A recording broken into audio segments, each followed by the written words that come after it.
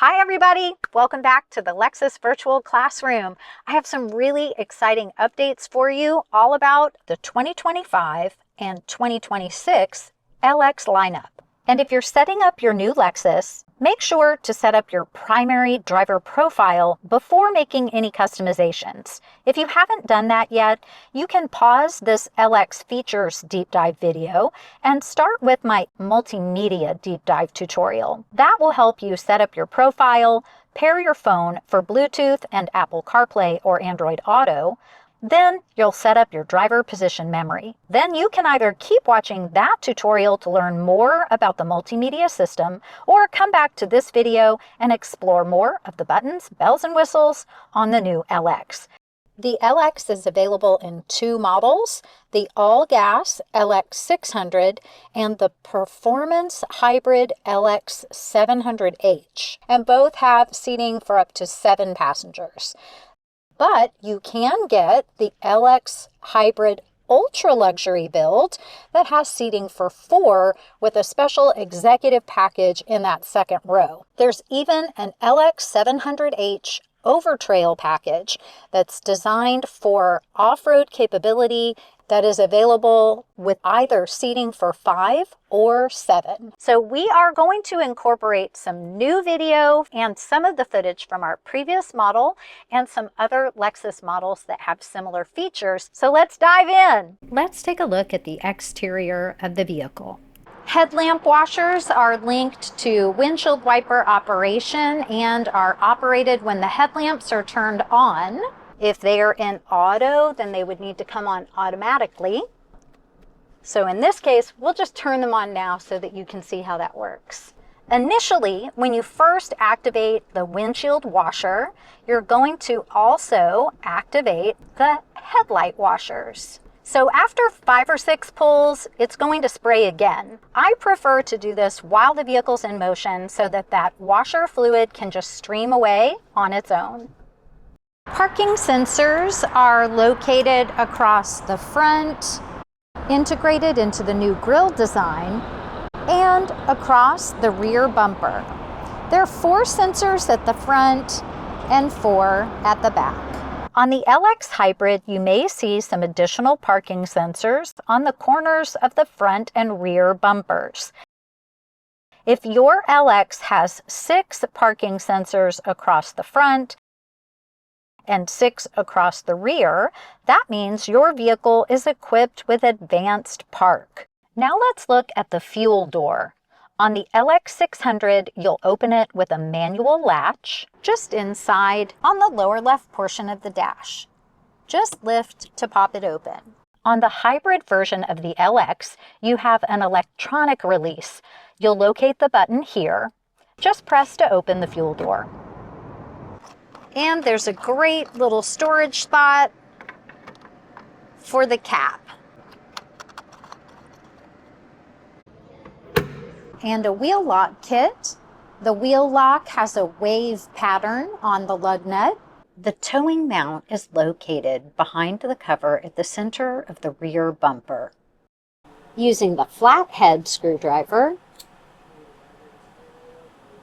go ahead and remove the 2 clips holding the tow hitch cover in place. Gently work the flathead screwdriver in between the housing and the center post of the clip. Just snap out, and then you can remove the clip.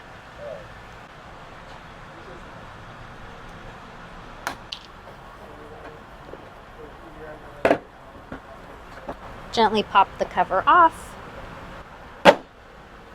You'll see that there are 4 insert clips across the top and 2 on the side, and they all snap into place when you're ready to put it back on. If you're going to tow something, make sure to consult the owner's manual and instructions specific to towing. To put everything back on, just match up the trim so that you have everything going in the right directions. Line up the 2 hooks at the bottom, and then slide each hook into place.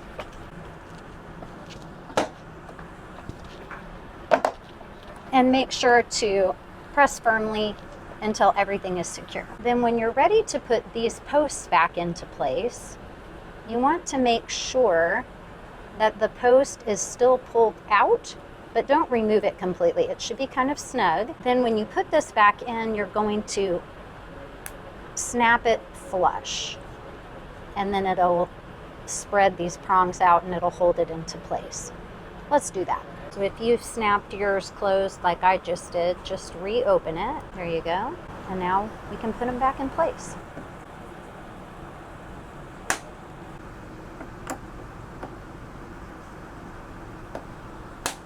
All set.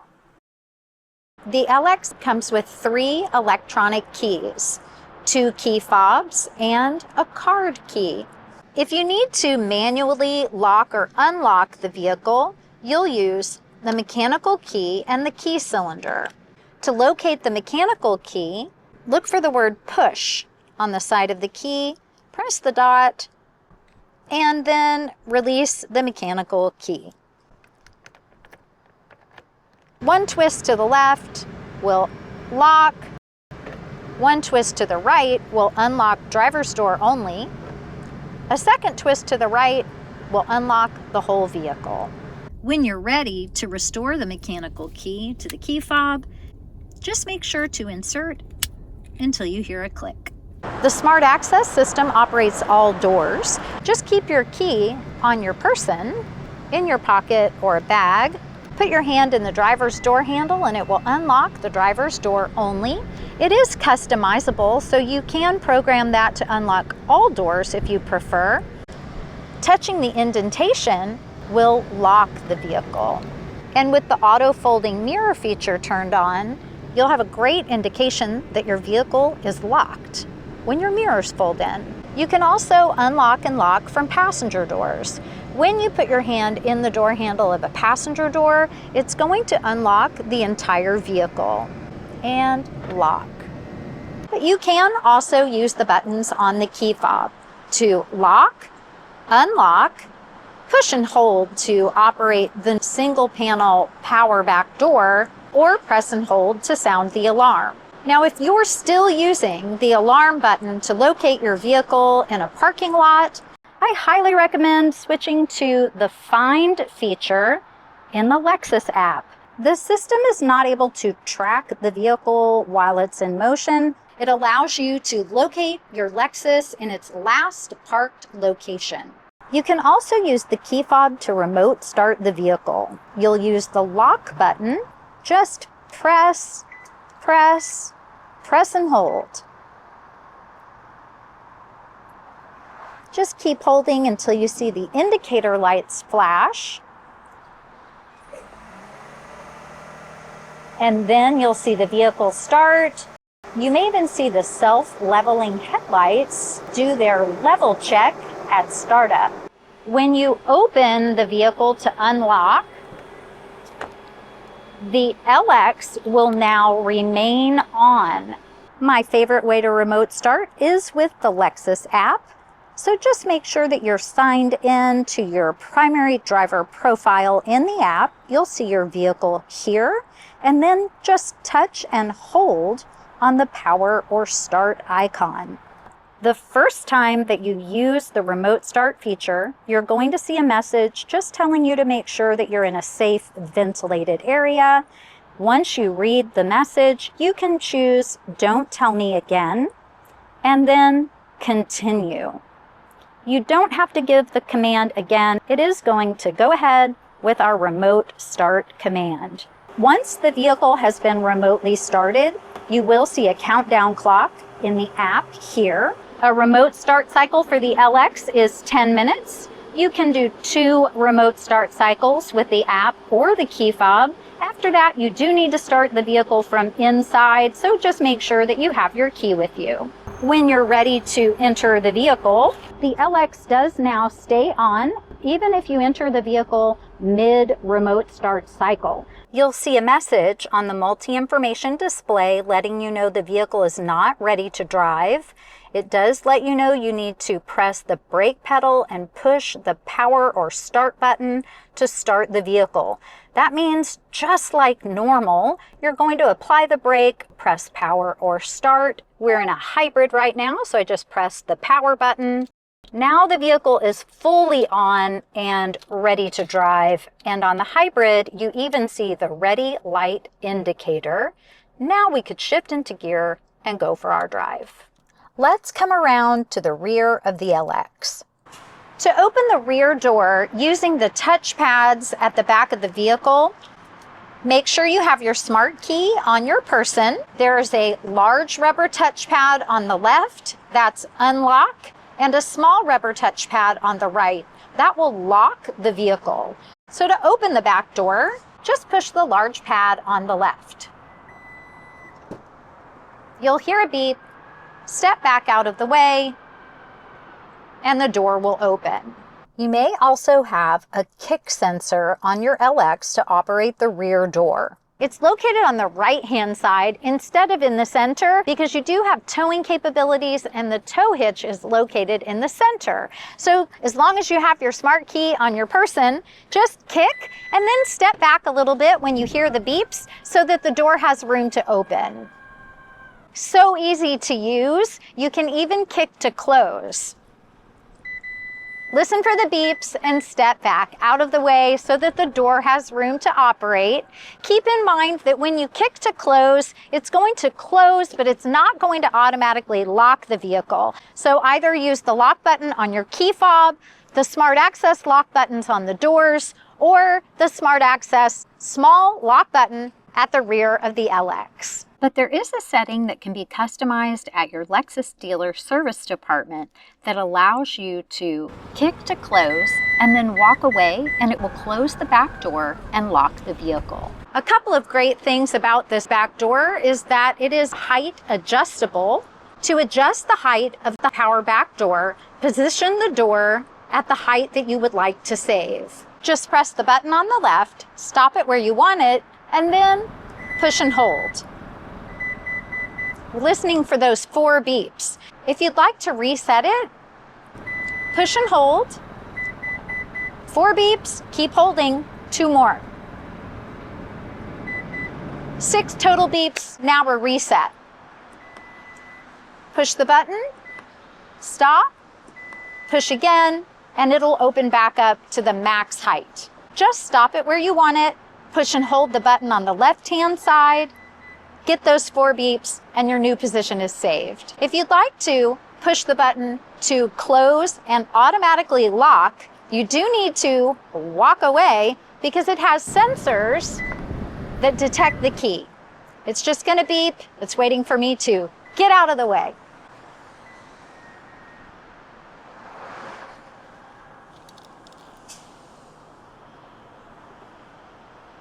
We know the LX is locked because we have the auto folding mirrors turned on and they have folded in. If you have the optional digital rear view mirror, you'll have a camera mounted against the glass of the rear window. There are now a few different configurations for the rear cargo area. What you see when you open the rear door will depend on whether or not you have a 3rd row and whether or not you have the hybrid version of the LX. Some items are going to be universal, but the positioning of accessories may vary. For example, most LXs come with a cargo net accessory attached to a zip pouch. When you take a look at the tab that's clipped to the center section, you'll see 2 different hooks. Instead of hooking the back hook on, which won't actually hold anything in place, connect the front piece to the front center cord because it will actually hold on for you. Then you can attach the second hook to create separate pockets for cargo. And when you don't need to use it, you can just zip it up in the attached pouch. Unhook from the anchor points, roll it up, and zip it up. The lower hooks connect to D-rings at the floor of the vehicle. The hooks are plastic, so make sure that you take good care of them if you're going to remove the cargo net to store larger cargo in the back of the vehicle. There are 4 D-ring anchor points in the rear of the vehicle for cargo netting. If you have a small accessory cargo mat, whether it's carpet or an all-weather style mat, Make sure to locate the opening for the D-rings to push through so that you can secure any cargo net that you choose to use. You have tools and a small storage cubby located underneath the small cargo area at the very back of the LX600. Make sure to remove any cargo mat before you access the storage area. You'll see a tab at the center. Just lift up to open. Tools on the left, and the pouch with your wheel lock key is usually on the right hand side. The wheel lock key will fit the wave pattern of the wheel locks. If you don't see the wheel lock in the rear small storage area, it should be located in a pouch in the glove box. To remove the tools, just unhook the Velcro straps and then follow the instructions to slide the latch mechanism open.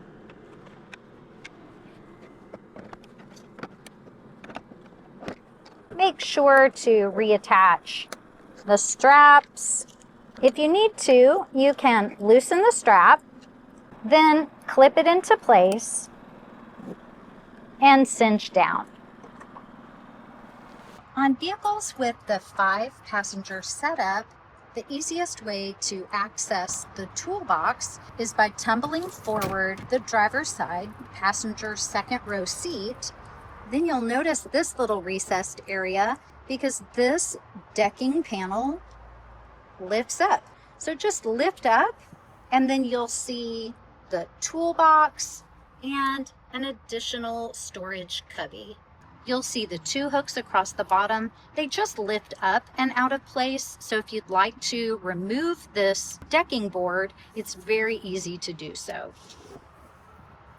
So this example is an LX700 hybrid overtrail with the 3rd row.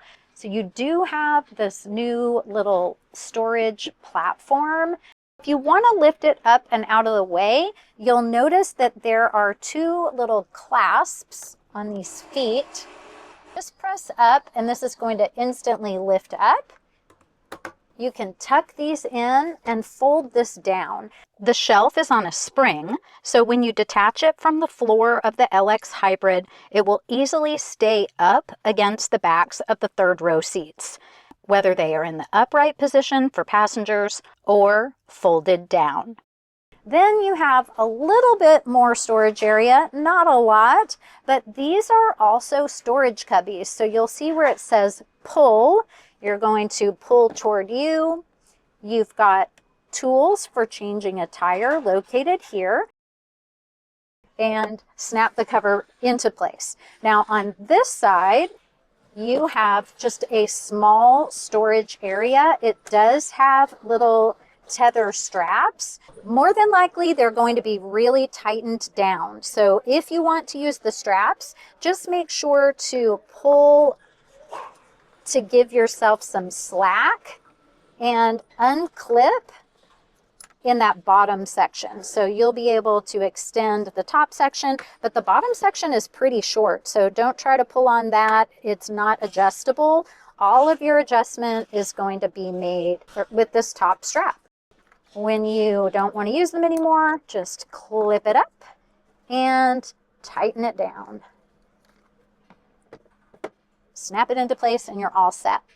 Now keep in mind, all of this really is here to accomplish lifting the 3rd row up, because underneath this 3rd row is now this hybrid battery. So can this all come out? No is the answer.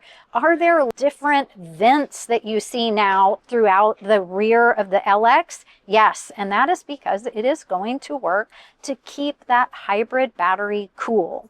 So this lower section is also not removable. You'll see these little footwells. That's actually where the feet for this little shelf lock into place. You do have D-ring anchor points on both sides.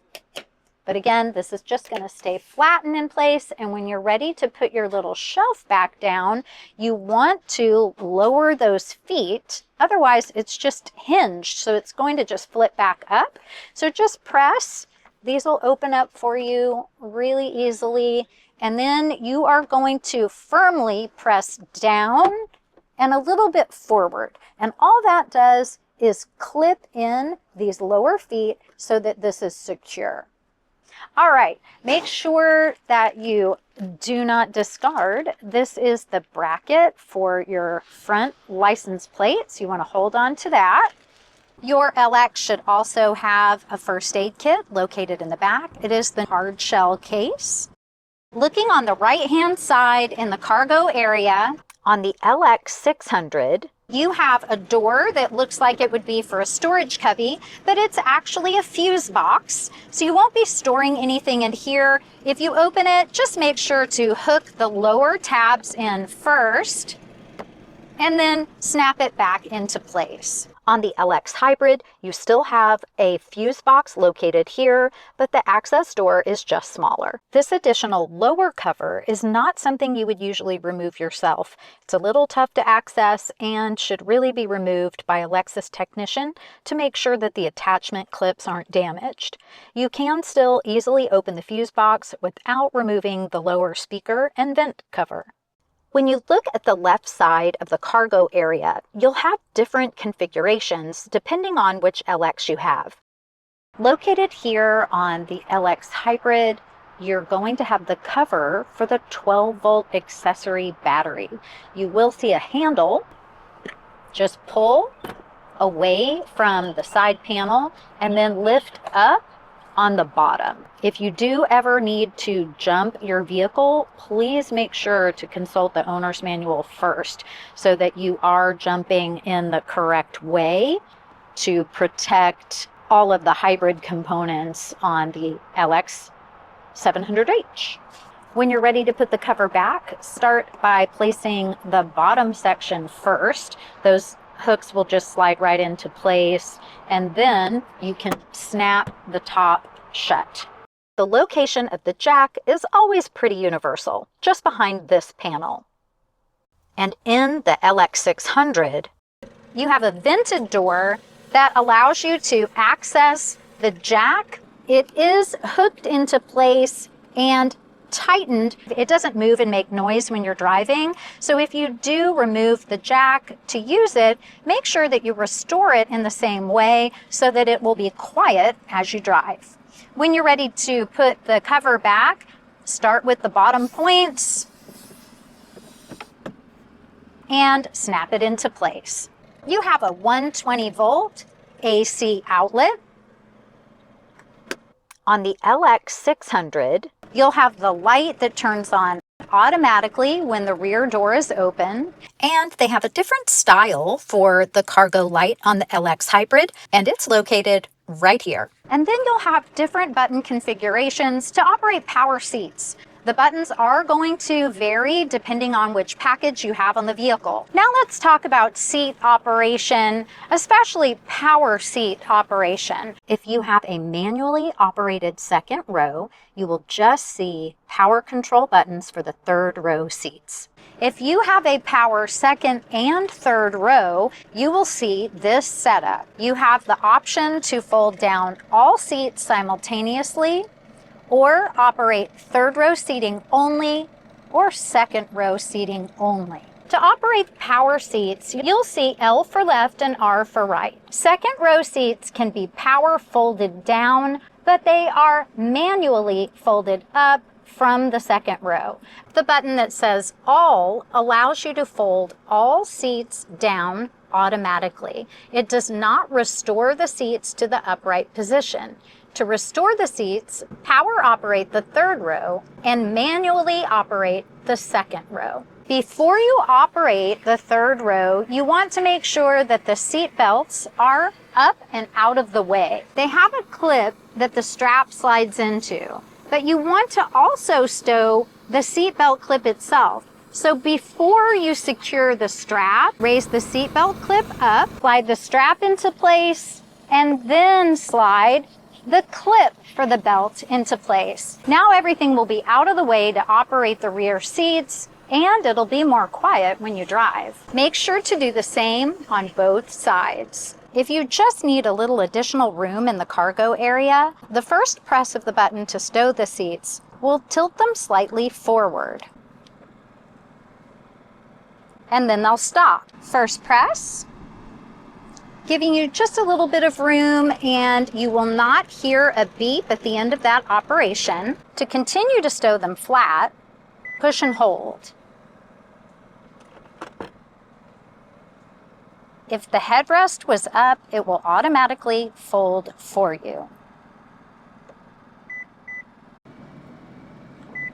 Raising both third row seats simultaneously.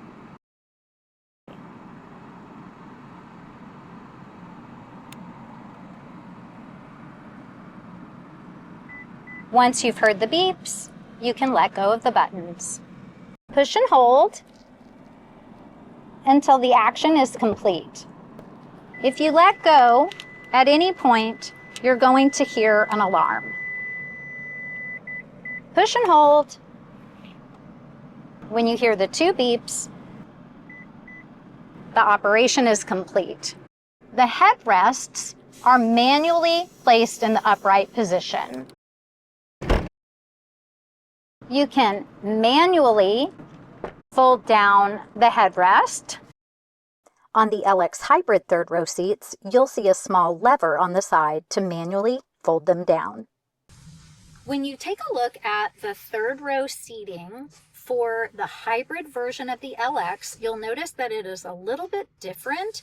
It is more of a bench configuration. It does have a fixed, small, flat storage tray, and you'll see that it's enclosed at the bottom, because remember that that hybrid battery is located below the third row, so they've lifted everything up in this more platform configuration for these third row seats. You can also operate power third row seats from inside the vehicle. L for left, R for right. Pushing down on the right hand side toggle to fold.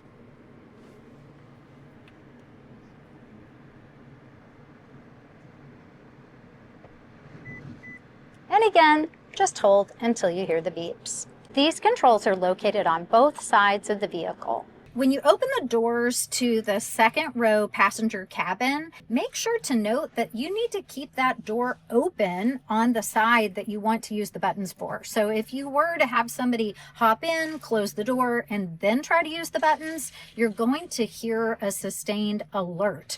You have to have the door open. They want to make sure that you know that you do not have anything or anyone in the third row seats before you fold them down, but they work in the exact same way. Just push and hold, and when you take a look at that seat, notice that the headrest is going to fold down automatically for you, so you can manually fold the headrest down before you fold your seats, or you can allow it to fold down for you.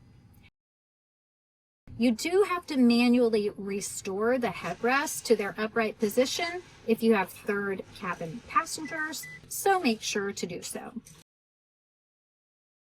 Rear cabin dome lights for the third row. Just give a push of the button to turn them on or off. Third row passengers can adjust the amount of recline for their seats. These buttons will not fold the seats flat.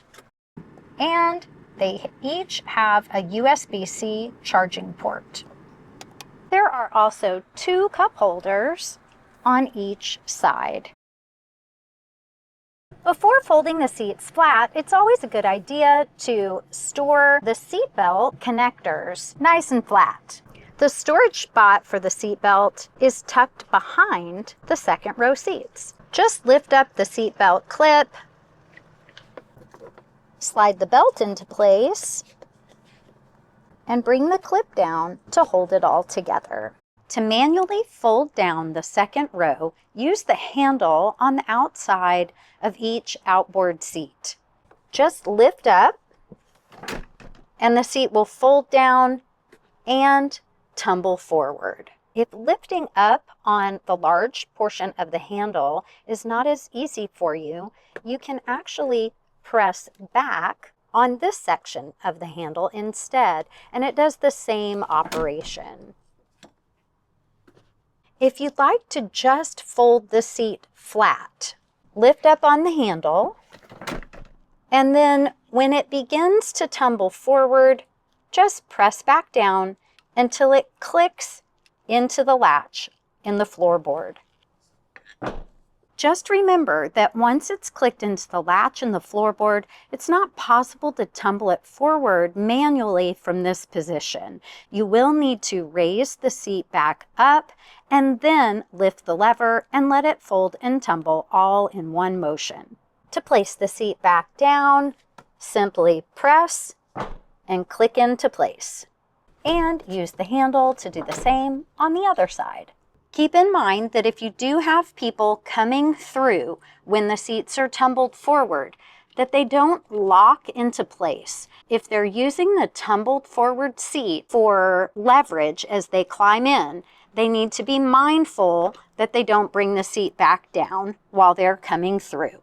You can push the left or right buttons to fold the second row seats, or you can push them at the same time.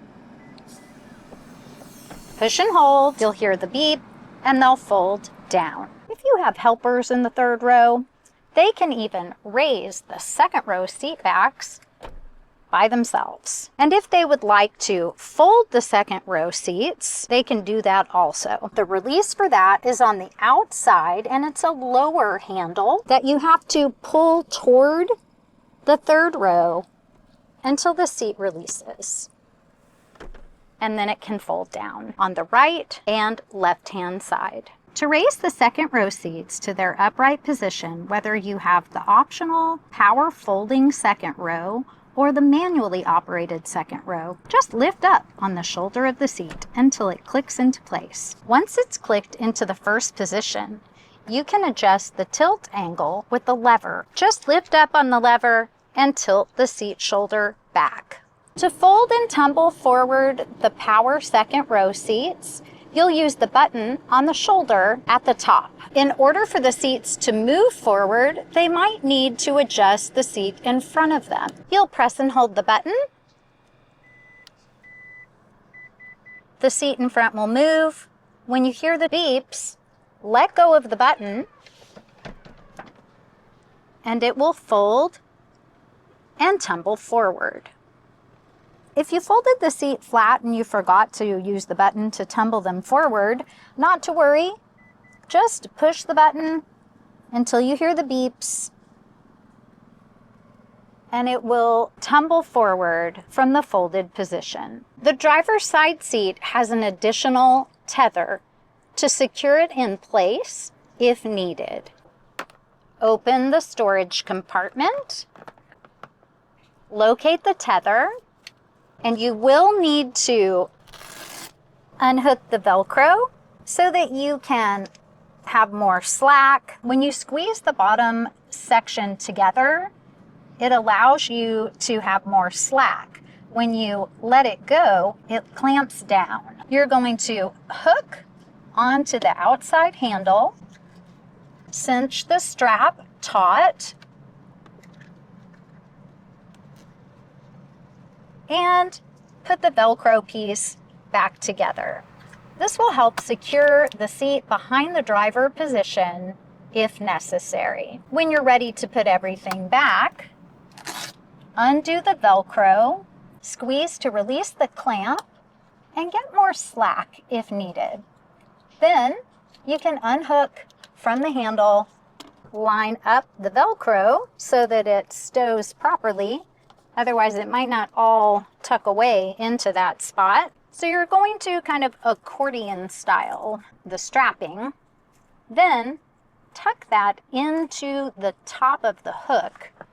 Then you want the hook position to be at the bottom so that the soft fabric is at the top. That just allows a little more room and give when you're putting it all away. To return the seat to the floor, just press and click into place. You can see the seat anchor points. That's what holds the seating in place when the seats are folded down. Now, if you are going to leave your seats stored up most of the time, you can actually remove these covers that pop off and they snap into the floor. I will tell you, they're not super easy to get off. And then if you are going to need your second row seats back in place, you've got to remember to remove those covers so that these clamps that attach to the anchor points don't break those covers. And we want to make sure that your seats are anchored correctly. The seats that tumble forward behind the front passenger seat do not have a tether to hook into place. They have a spot for it, but that's really for other countries that have right side drivers. Second row headrests are adjusted manually. Just locate the latch on the right side post. So just put your fingers underneath the headrest, push that in, and then you can lift up even to remove it, or adjust the height slightly. It's not a big adjustment, but it is a little bit. You can lift up on the middle headrest to snap that into place. And notice that the center headrest has 2 release points and longer posts. And in the LX600, you can even create a pass-through with the release for the center section. Here's how. With the bench seat configuration, it can fold in a 40-20-40 split. That means that the center section can be folded independently of the outside main seats. The lever for that is located on the seat back below the center headrest. Make sure that you don't have any cargo or any people, for that matter, in the center seat section, because it does come down pretty quickly. Just lift the clasp and it will go zipping down. If you're locating that lever from the second row, you'll need to come up and over the headrest, and then you can have better control of that center section as it folds down. On the hybrid version, the second row has a 60-40 split, so that center section does not fold down independently of the outboard seats. Second row air conditioning vents above both doors and at the footwells for the main seats. Rear cabin dome lights. Just give a push of the button to turn them on or off. When door mode is activated at the front of the vehicle, all dome lights will turn on when a door is opened. The ambient lighting with the customizable themes also appears along the second row door trim and door handles. Second row sunshades. When you're raising and lowering the sunshade, you want to use the tab at the center, lift up so that you have room to move it off or on the hook. And when you lower it, it will stow all the way into place. So it's nice and flush. You can fold the armrest down, pop open the cubby for cup holders, or click it closed, or stow it up. Taking a look at the controls in the second row for the rear cabin passengers, a really cool detail is that they have access to the center console to reach things in the cool box. Coming down to our central air conditioning vents, you can close or open and adjust the tilt angle. Seat fan or heat for the left side passenger. The first press turns on auto to take over control. For manual adjustment, high, medium, or low. Press again for off. And the same for heat. The first press will go to auto, so if you press heat and it turns the fan on, press heat again and the heating element will engage. Just remember that the auto feature is considering the selected interior cabin temperature and the outside ambient temperature to make adjustments. So just take over if you prefer a different setting. And then you can do the same thing on the other side. If you try to adjust temperature and you don't see it change on the screen, it just means that the rear cabin air is not turned on. You can control that from the front screen or right at the back, just by engaging the fan. Less fan, click down. More fan, click up. Once the fan is on, you can adjust left side passenger temperature and right side passenger temperature. You can also adjust the fan mode just by pushing the mode button, and it will cycle through all of the available airflow modes, or you can turn the fan to auto and it will adjust not only fan speed but airflow mode automatically based on the selected temperatures for the rear cabin and outdoor temperature. Coming down, we have a compartment for all of the inputs for charging. You have a 12-volt accessory charger, 2 USB-C port chargers. Just press down and the door will close for you. If your LX has the rear entertainment system, you'll have 2 buttons for pairing the wireless headphones and an HDMI port for connecting wired devices. Taking a quick look at the rear entertainment system, power. You can click the hard button for source or click right on screen. Just click reorder if you would like to change the order of the items that you see. Touch the item that you want and just swipe to drag it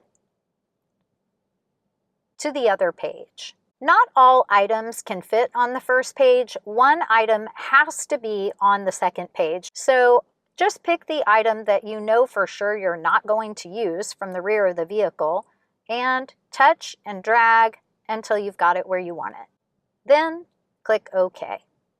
Choose your source. If it's an audio source, you can click Tune to tune to the next available signal. Use the channel arrows to sort through radio favorites that have been saved at the front of the vehicle. Everything operates with touchscreen and it's very simple to use. You can separate the audio from the main vehicle audio by clicking Audio Separate. At the top right corner of the screen, if it says Audio Synchronize, that will allow the sound to come through the entire vehicle.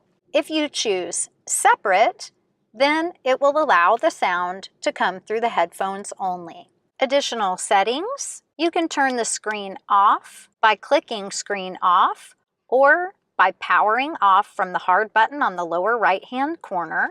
Another way to get to audio output for separate or synchronized. Customize the brightness and contrast of the display.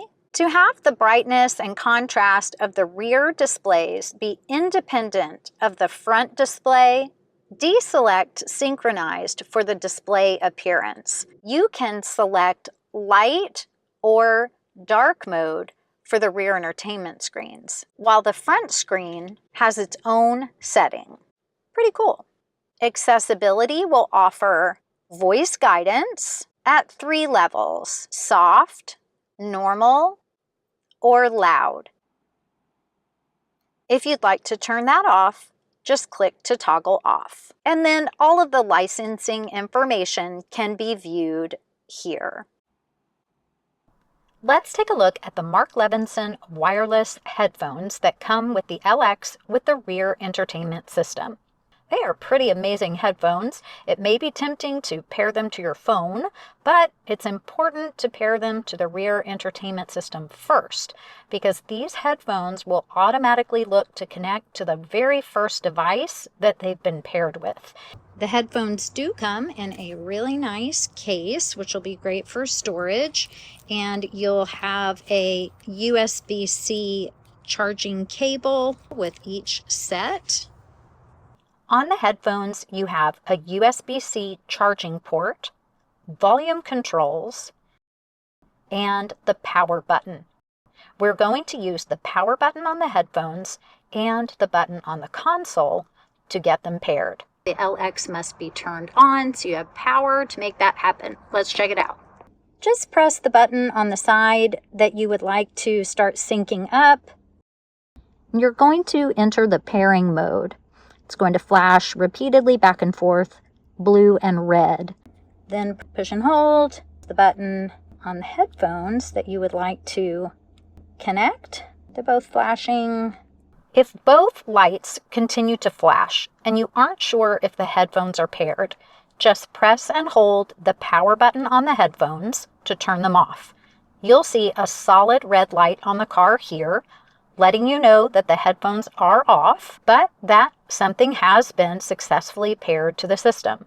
Press and hold the power button again on the headphones to check and see the pairing status. When you turn on a headset that's been paired to the vehicle, push and hold just a few seconds. You'll hear a tone if you have the headsets on, and you'll know that they have been synced because you'll see that solid blue light on the console button and a periodically flashing blue light on the headset. If you don't see a light at all on one side or the other, that means a headset has not been paired to that side. Some Android phones have Miracast, and even most Windows laptops have that feature. But make sure to check your device for compatibility before you want to use it on the rear entertainment system in your LX. Open the source menu on the rear entertainment screen and select Rear Miracast.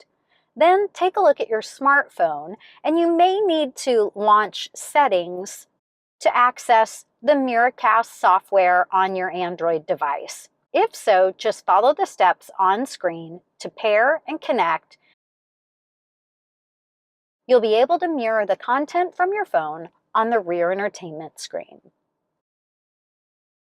Apple products have a variety of third-party apps that claim to be compatible for using Miracast, but we had varying degrees of successful connection with third-party apps. The best way we found to connect to an iPhone or an iPad was with the HDMI cord. Plug in your device, you'll select Rear HDMI from the Rear Entertainment Screen source menu, and then launch your content right on screen. You'll find that some apps will allow you to operate the app or the content on the touch screen or to use your phone as a mouse. It just depends. You can open your favorite apps to stream video or TV, watch your favorite content from YouTube, your favorite news, shop, play games, you name it. Laptops and personal computers can also be connected with the rear HDMI cable. Just make sure to select the right cable for your device. Just keep in mind that apps and websites are always changing, so their operation in the vehicle might change too. If your smartphone is already connected to the vehicle for your driver profile, make sure to use a separate device for the rear entertainment system. For example, it's not possible for a phone to support wireless Apple CarPlay or Android Auto for your driver profile and the main screen at the front of the vehicle and to simultaneously stream content or mirror content to the rear entertainment system. And the most important tip for the rear entertainment system, there is an ultimate veto power on the front screen. You can lock out the controls for the rear entertainment system through the settings on the main screen at the front of the vehicle. Just select Sources and scroll to the bottom of the list and you'll see Rear Seat Entertainment. Just touch to open. Just toggle to lock out the rear screen controls or unlock so that they can control their own screen settings, but you'll have the ability to turn them on or off with the power toggle. Notice that when they're on, you have the ability to synchronize the content or separate the content, and then you can play two different things depending on your source. When storing cargo in the back of the vehicle, even installing child safety seats, Make sure to be very careful with how far back you adjust the front seats so that you don't inadvertently damage the screen of your rear entertainment system. All 3 second row seats on the bench seat configuration have top tethers for child safety seats. Both outboard second row seats have latch, the lower anchor points for child safety seats. To use child locks to prevent the rear cabin doors from being opened from the inside, just slide the toggle down. To allow rear cabin passengers to open the back doors, make sure the child door lock is in the up position. We are ready to move into the front cabin of your new LX. And if you're setting up your new Lexus, make sure to set up your primary driver profile before making any customizations. And now you can start customizing all kinds of things. The most important, of course, is going to be your driver position memory. Each saved driver profile can use all 3 driver position memory buttons. Make sure your profile is active. Go ahead and adjust your seat position. Forward, back, hip point up or down, raise or lower the front part of the seat cushion, and then extend the thigh support or retract. You can recline the seat back or bring it forward. You can also adjust lumbar support. But keep in mind that lumbar is not saved with driver position memory. You can even raise or lower the position. To adjust the steering wheel, we do need to have the vehicle turned on. The steering wheel can tilt and telescope. Just use the toggle on the side of the steering column to move it away, toward you, down, and up. To adjust the side mirrors, select L for left or R for right, and then use the touchpad to get the position that you prefer. Once you have your seat, steering wheel, and side mirrors in the position that you prefer, press Set, let it go, and press your number, and then you'll hear a beep. There's also an auto save feature for your driver position. So if you are driving and maybe you're on a long trip or something and you adjust your seat position, when you put the vehicle in park, it is going to memorize the last position that you drove in. So if you hop back in the car and you feel like the seat's a little bit different from your normal daily driving position, make sure your profile is active on the system and then just push the button to recall your driving position. Even though the headrest position is not part of the driver position memory, it's good to know that the headrests are adjustable. The headrests are not only adjustable up and down, but you can move them forward and back. So to do that, you're just going to lift up, you'll hear a click, and then you can bring the headrest toward you. And when you bring it all the way to the front, it will retract back. So you can just make a small adjustment forward or back. And then you can adjust the height. When you want to bring it down, you'll use the little tab here on the side and just press and lower. You can press the button on the right to power fold the mirrors in or out. But a great tip, if you've power folded the mirrors in, instead of pushing the button again to open them, push the auto button. They will open and engage auto mode. To turn auto folding mirrors on, make sure you see the green light. When the auto folding mirrors are turned on, the mirrors will fold in automatically when you lock your Lexus. If you have a light on either mirror control button, that means the mirrors will tilt in reverse. Apply the brake and shift into reverse. You'll see the mirrors tilt down. The tilt angle of the mirrors while reversing is customizable. To customize the tilt angle, select the mirror that you would like to adjust. Use the touchpad to make your adjustments, then put the vehicle back into park. The mirrors will restore to the position that you set for your driving angle. Shift back into reverse to confirm the new setting. If you don't want the mirrors to tilt in reverse, just deselect so that you don't have a light on either button. Taking a look at the other buttons in the driver's door handle, you can lock out passenger operation of windows or allow the passengers to operate the windows. You can lock the vehicle or unlock, and then window button operation. Taking a look at the buttons on the left-hand side of the steering wheel, we have our view monitor button. The panoramic 360 monitoring system uses multiple cameras located around the vehicle. One at the front under the Lexus logo, the rear backup camera, and one camera under each side mirror. Shifting into park, pushing the view monitor button, we have a full 360 overview, and we have settings available in the settings menu bar on the left-hand side.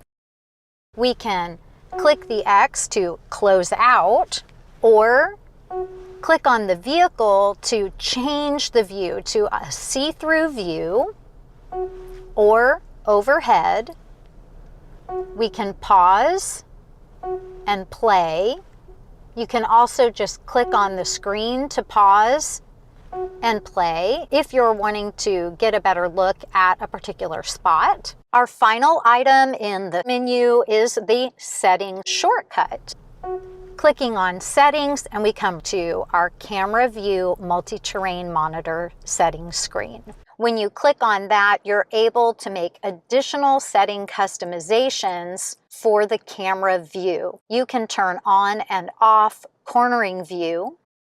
You can turn on and off the view underneath the vehicle. Now, there aren't actually cameras underneath the vehicle, but you'll have a see-through view. You'll see the ghosted image on the left-hand side where it looks like we have an undercarriage view from our camera monitoring system, and the system stitches together images from the cameras to make it look like as you're passing over something, you're seeing what's underneath the LX. It's actually capturing footage from progressing forward or back and stitching those images together. It's a really cool technique. The Lexus Park Assist 3D display can also be turned on and off. You can customize the distance for your parking sensors to start recognizing an object. You can select near or standard for the front and rear of the vehicle. Just push OK to confirm your selection. Near the camera lens under the side mirrors, you'll also see something that looks like a sensor. It's actually a near invisible light that helps the system to see objects at night, and these lights are referred to as parking assist lighting. So it's like night view for your parking assist system that helps images to be projected onto the camera screen even at night. You can also customize the vehicle body color that shows up on screen. Just pick the color that you prefer to match your vehicle and select OK. Click Camera View with the left-facing arrow to return to our camera view screen. And now let's shift into Drive and let me show you what that looks like. If your camera monitoring system does not automatically turn on, push your View button on the left-hand side of your dash, below your air conditioning vent. We have additional settings available in our left side menu. You have your overhead view on the left-hand side. The right-hand side view can be customized by clicking the second item on the screen. You'll be able to click for a more narrow view. If you press the View Monitor button again, it will toggle you through to that narrow view, turn off the View Monitor, and back on. It's like using this setting soft button or the X to close out. You're just toggling through with the hard button instead. When you're in the narrow view and you begin to turn the wheel, the system will pull back to show you more information. You'll also see the icon change in the menu bar on the left-hand side. When the wheels are straight, you'll go back to the selected straight ahead view. Most people prefer the full view and the view that includes the dynamic lines moving forward. You can customize the lines that show by clicking on the Line Settings menu item in the middle of the menu screen on the left-hand side. To have your camera view come up automatically, just click on the Auto icon. Click again. If you see a line coming through the automatic selection, then you will have canceled the automatic mode, so it won't turn on unless you press your View Monitor button. Most people prefer to leave the setting in Auto. When you get up to about 7 miles per hour, your camera view will turn off and the screen will restore to whatever it was that you had on previously. Once again, we have a shortcut to our camera view settings screen at the bottom left of the menu. Taking a look at the backup camera, we have our menu bar on the left-hand side. You can toggle through view options for the large right side screen, either a wide view or a more straight back view. You can customize the backup camera guidelines. When you see the blue turn angle lines with the red line, that's just giving you an indication if you were to turn your wheel all the way to the left or all the way to the right, what your intended path would be. And the red line is letting you know you're pretty close to your bumper, probably about 6 inches. Just select to toggle through. You can hide all lines except the red line. Toggle again, and this view allows you to have the dynamic intended path or turn angle lines. You also have a dynamic center line. That's the green dashed line that you see on the right-hand side. The default view has dynamic yellow turn angle lines and blue straightaway lines. So the red line and the yellow lines will move with you, indicating your intended path. So to make sure that your wheels are straight, just line up the dynamic lines with the static blue lines and then put the vehicle in park. And of course, we have the shortcut back to our settings menu at the bottom of the menu bar, coming back to the buttons on the left-hand side of the dash. Odometer and trip meter button. You'll see your odometer readout here. Just press and release the ODO trip button to toggle through trip A, trip B. Press again, and when you see a wrench, that's letting you know how many miles you have before your next oil change. Keep in mind that you will service every 5,000 miles or 6 months, whichever comes first, but you usually don't need to do an oil change that frequently. That's usually every 10,000 miles or once per year. We'll press again, and we're right back to our odometer. If you would like to zero out a trip, just open that item and push and hold the odometer trip meter button, and it will clear. Just press and release and push and hold to clear trip B. Then just press and release to cycle through until you're on the information you'd like to view. The arrow buttons control the brightness of the lights on the gauge cluster. In fact, that's what this icon represents, a gauge with a light bulb. Just press the up arrow to increase and the down arrow to decrease. Coming down, for our button to operate the power back door, from inside, push and hold the power back door button. If it beeps and doesn't open, it just means that the back door is locked. Go ahead and press the unlock button in the driver's door handle. Push and hold again to close. When the power back door is operating, you'll see an indicator on the dash. When the operation is complete, it will clear. The next button you see in this spot will depend on which LX you have. On the hybrid, you'll see the button to turn on the power to the AC 120 volt outlet in the cargo area. And on the all-gas LX, you don't need a button to turn on the power outlet because it will come on automatically when the vehicle is running.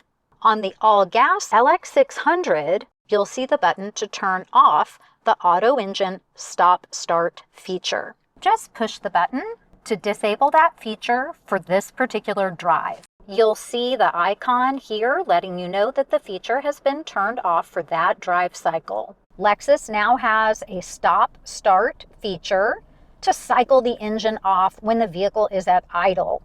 That means when you come to a stop in your LX, the engine will turn off if it can continue to support the climate control system and any of the other accessories that you have operating on the vehicle. When you begin to lift your foot off of the brake, the gasoline engine comes back on. And because there's no interruption to any of the other features that you're operating on your vehicle, especially climate control, it's not going to always shut off. It's only going to shut off if it can. It is about improving fuel economy and reducing noise pollution when the vehicle is at idle. This message that you see on screen is not part of the auto engine start-stop feature. This is another automatic shut-off safety feature that you might see a message about. If you are sitting with the engine idling, it will automatically shut off after 1 hour. Or you can use the arrow buttons on the left side of the steering wheel. Just arrow down to select no, and then press the OK button to confirm. That means you're telling the vehicle you know you plan to sit for more than 1 hour and you would like the vehicle to remain on. Or just go for your drive and the message will clear. Coming down just below, you'll see the controls for the trailer brake feature. This is the gain control for trailer braking with a trailer that has compatible electric brakes. And once you have your hitch installed, attach your trailer and connect the 7-pin cable. If your trailer is equipped with trailer braking, go ahead and make the brake type selection on the main screen. You'll do that by going to Settings, Vehicle Customize, Utility, and Brake Type. Make your selection and then press OK. Next, you're going to need to adjust the gain to the midpoint. When you're ready to adjust the gain, you do need to locate the trailer brake monitor screen on your multi-information display. Press the plus or minus buttons to increase or decrease until you see that you're at 5. Then you need to be prepared to drive for a few minutes at 25 miles an hour while you adjust the feel and fine-tune the car's brakes with the trailer's electric brakes. You can pinch slowly to feel the trailer brakes only. Then slowly release, and then you're going to use the plus and minus, those gain buttons, to make an adjustment to that braking feel. I am by no means a trailer or hauling expert, so please make sure to consult an expert in your area for additional information about using a trailer with your LX. And coming down below for our fuel door release and the manual release for the hood. Coming over to headlamp operation, twist the dial down for DRL off, daytime running lights off. Actually, everything off. Twist up for auto, up again for parking lights and daytime running lights, and twist all the way to the top for manual low beam headlight selection. Coming back down to auto or off if you needed to turn them off. Most people prefer to leave them in auto. Automatic high beams are operated by pushing the button on the end. You'll see a green light turn on, letting you know that the high beams are active. Just push the headlamp stalk forward to manually turn on the high beams. Your fog lamps are operated with the toggle. Just click up for fog lamps to come on when the low beam headlights are on, or down for them to remain off. Coming over to the right for windshield wiper operation, the position of the stalk determines the operation mode. Coming up to the top for mist, and they'll drop back down to the off position. Come down one click from off for auto. Once you're in auto, you can adjust the sensitivity of the automatic wipers with the dial. They're the most sensitive at the top, which means it takes less water to activate. Coming down for less sensitivity, and all the way at the bottom, they are the least sensitive. So it would take quite a bit more water to get them to activate. One thing to note, you don't have to try to line up this dash mark with the word auto because you're putting them in the automatic mode and then adjusting the auto sensitivity. So don't worry about that. Bring the stalk down once more for steady low and all the way at the bottom for steady high. High, low, auto, off, one swipe for mist. Coming back to off, click down again to leave them in auto. Make sure you know how to control the windshield wipers so that if you go through a car wash, you can turn them off. The rear wiper is either off, intermittent, or on. Just twist the dial. You'll pull it toward you to spray and clean the front windshield and the headlight washers, and push away for the rear. You'll also have a backup camera lens washer, and it's linked to the rear windshield washer operation. When you activate the rear windshield washer, it's going to automatically clean your backup camera lens. Paddle shifters are located here with upshift on the right and downshift on the left. You can use the paddle shifters in drive or manual mode. On the LX Hybrid, the paddle shifters are really more for engine braking, but on both LX powertrains, in the manual mode, you can upshift or downshift for a manual shifting mode. On the LX 600, shift into drive, and then move the shifter to the left to access manual mode. You can now actually upshift or downshift right on the gearbox, or use the paddle shifters. On the LX Hybrid, you're going to shift from drive into manual. This is the only time that you don't actually shift to the left first, because you will have already shifted to the left through neutral to get to drive. So left and down for drive, then straight back for manual mode. And then you can use the paddle shifters. To get back to the automatic drive mode when you've shifted into manual, you don't have to apply the brake. You can do this on the fly.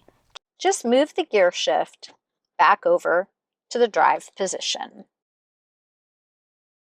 Now let's talk about the buttons on the left side of the steering wheel. The arrow pad, OK button, and go back button all operate the customizable multi-information display.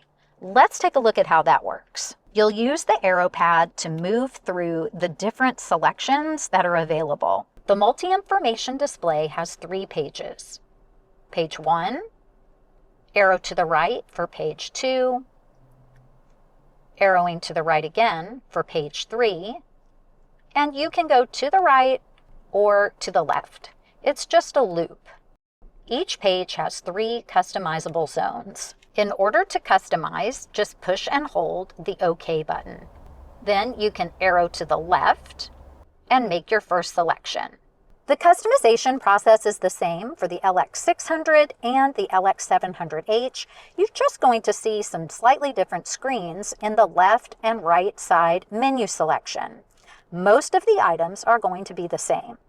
Just arrow down or up to scroll through all of the available options for that section.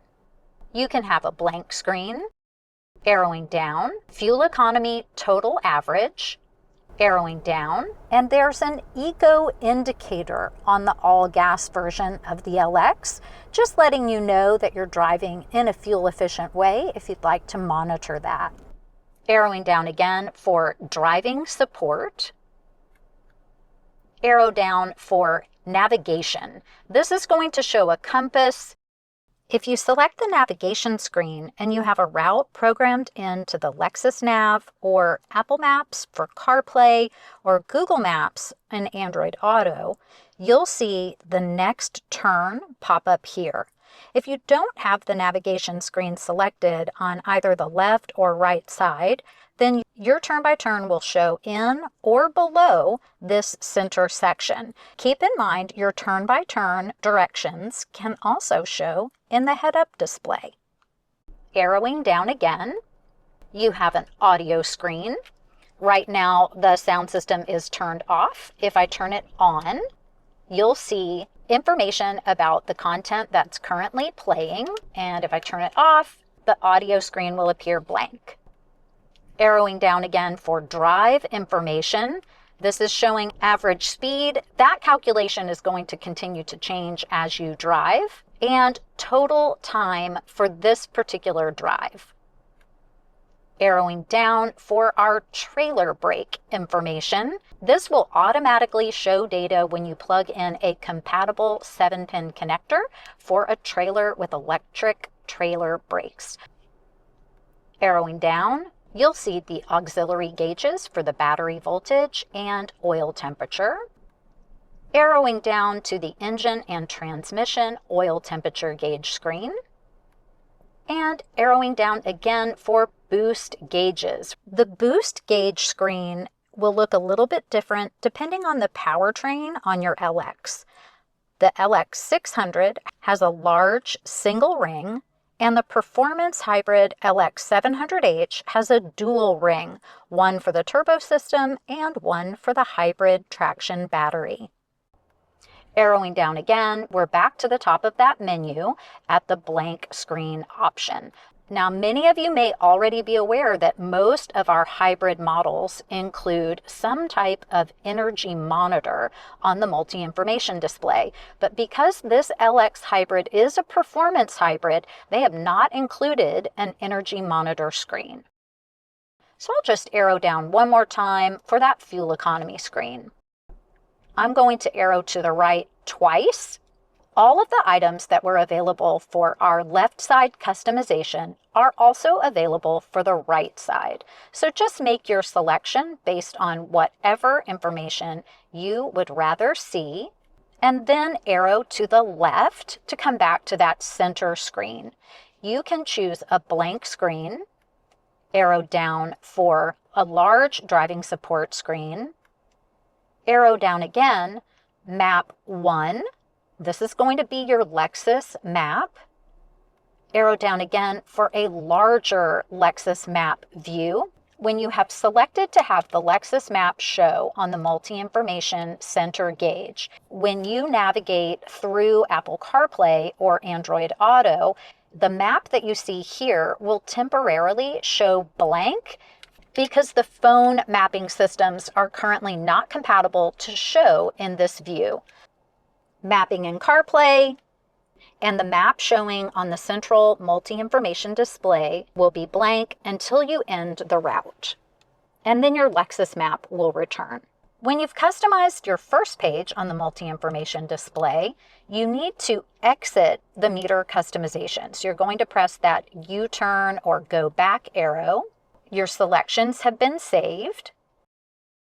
Now you're going to arrow to the right and you're on page 2, push and hold OK to customize page 2. So you have all of the same selection options.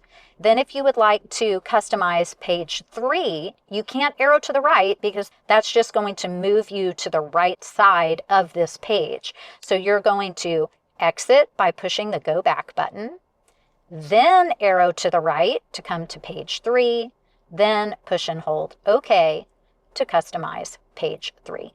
And when you're all finished, push the go back button to exit and save, and arrow to the right again, and you're back on page 1. Another item that can change how your multi-information display appears is the meter type selection. That happens on your main display. Come to Settings, Vehicle Customize, Meter, and select Meter Type. You'll have Type 1, Type 2, and Type 3. If you choose Type 3 where you're eliminating those rings, you could go ahead, push and hold OK, and come to Map 2 for that larger map display because you're eliminating the rings with that option anyway. Completely up to you, depending on what you like. I really like Meter Type 1 with that large central ring. Just push OK to save. Coming down to the telephone button to answer or end a call. When we press that, it's going to open our phone system on the main display, adjusting the volume up or down for telephone or radio, and your voice command button. When you push and release, you'll be using your Lexus Assistant to operate items on the vehicle. When you push and hold, you'll be using your phone's assistant, either Siri for iPhones or OK Google for Android phones. Coming over to the buttons on the right side of the steering wheel. Our top items are for driving assist features. Your cruise control is basically just ready and waiting so that when you get up to the speed that you'd like to cruise, just press the cruise power button. If you press the button when you are sitting still, it's going to tell you cruise control unavailable, shift into drive. If you've shifted into drive but you don't have your seatbelt on and you press the cruise button, you're going to see this, cruise control unavailable, see owner's manual. I wish it just said, please put your seatbelt on. That's all it means. With your seatbelt on and the vehicle in drive, when you press the cruise control button, you'll see the cruise control icon change from white, which represents the standby mode, to green, letting you know that it's active. Now, right now, we are sitting still going 0 miles per hour, so you'll see waiting and 19. That means once we reach 19 miles per hour, it will hold our speed. So normally, you just want to get up to the speed that you'd like to cruise and then press that button. You can increase or decrease with the plus and minus. The plus button, that's also your resume button. So if you've canceled by pressing the cancel button or by tapping on the brake, you can click resume. You can also change your following distance for radar or adaptive cruise control. There are 4 levels of following distance. This is like creating a buffer zone between you and the vehicle in front of you. Just bring that down until you have the selection that you're most comfortable with. If you'd like to change from adaptive cruise to regular cruise, so regular cruise is speed only, you're in charge of braking. If you push the cruise mode button and you're already actively cruising, it's going to tell you that it's unavailable. Cancel driving assist system before changing mode. The translation of that is turn cruise off. So press your cruise button, get that cruise icon back to white. That's the symbol that has the speedometer gauge, a vehicle representing following distance, and an arrow representing speed. When it's white, then press mode. With the first press, it tells you what mode you're currently in, adaptive cruise mode. Press again, and now regular cruise mode, speed only. So we just see the speedometer icon with the arrow. When you're choosing regular cruise, you must be traveling over 19 miles per hour in order to set. If I push the cruise mode button now, because I'm only going 0, it will tell me it's unavailable, see the owner's manual. To change modes back, just press that cruise mode button. We'll see I'm in cruise control mode, speed only. Press again, and I can choose adaptive cruise, speed, and following distance. Also in this section of the steering wheel, we can turn on or off our lane trace assist feature. Lane trace assist is going to look for lane markers as you drive. They will light up solid. When it's green, that means it's actively recognizing lanes and about to give you a correction. You could have a nudge in the right direction. If you see a yellow-orange color, it is actively correcting you and working to center you in the lane. The most correction will happen when you have adaptive cruise control turned on. Now notice if I push that button and I turn off lane trace assist, I still have some lane monitoring. This is our lane departure alert icon. To turn that off, we would need to go to our main screen. Come to our Vehicle Features menu, select Driving Assist, Lane Departure Alert System. When lane departure alert is turned off, the icon will also turn off on screen. Mode button to toggle you through audio sources, and the arrows on the right-hand side will move you through your saved radio favorites. Moving up, there are two possible rear view mirrors on the LX, the standard optical mirror or the optional digital rear view mirror. You'll see three buttons for home link, garage door, and gate operation.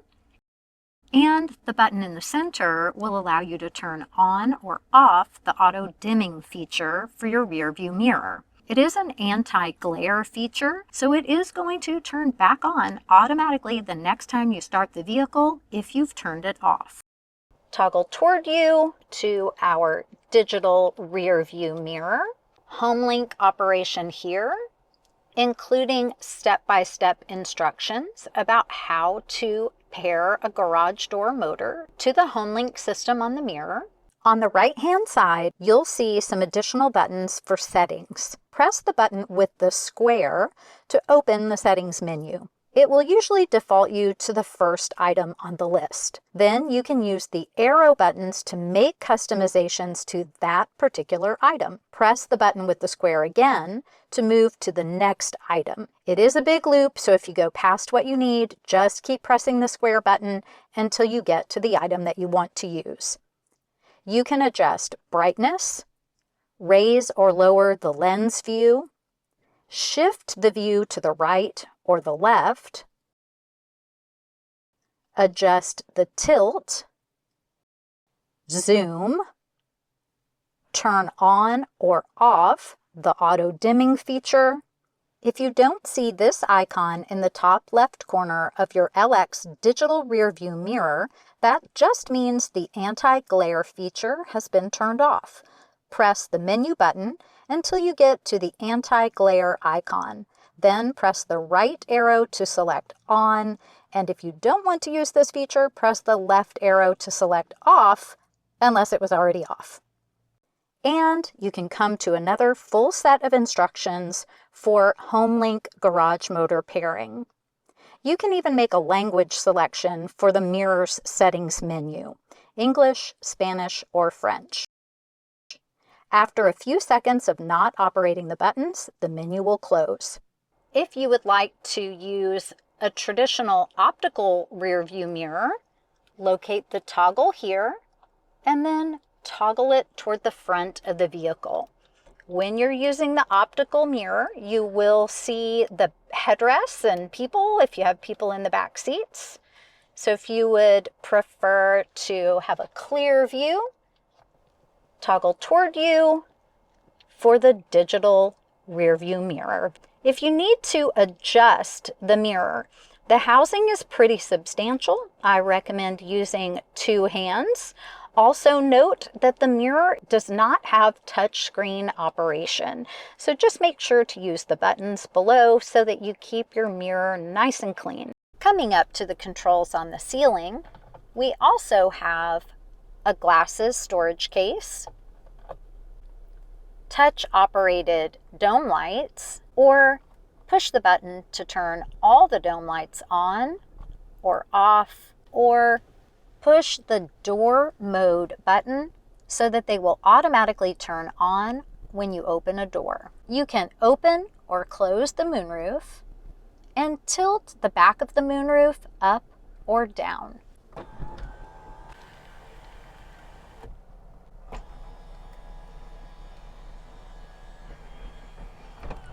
The close button will close the glass. You can manually close the shade. The SOS button is located behind this door. Your Safety Connect system comes with a complimentary trial period with your new vehicle, and that will be set up when we set up our driver profile. If you need roadside or emergency assistance, open the door and push the button to speak to an operator. The LX has a motion sensor that's built into the alarm system. Turn the vehicle off, then press the button and you'll see theft sensor turned off. For more details about how the theft sensor operates, make sure to consult your owner's manual. It is about movement of the vehicle and inside the vehicle when the vehicle is off and locked. You can press the button again and you'll turn that theft sensor back on. Most people choose to leave that turned on. At the front of the dash near the windshield, you'll see the alarm light. When it's flashing, that means the vehicle is unlocked. When it lights solid, the vehicle is locked. Right nearby, you'll see the sensor for the automatic headlights. That's what lets the vehicle know when it's time to turn the headlights on when you have them in auto mode.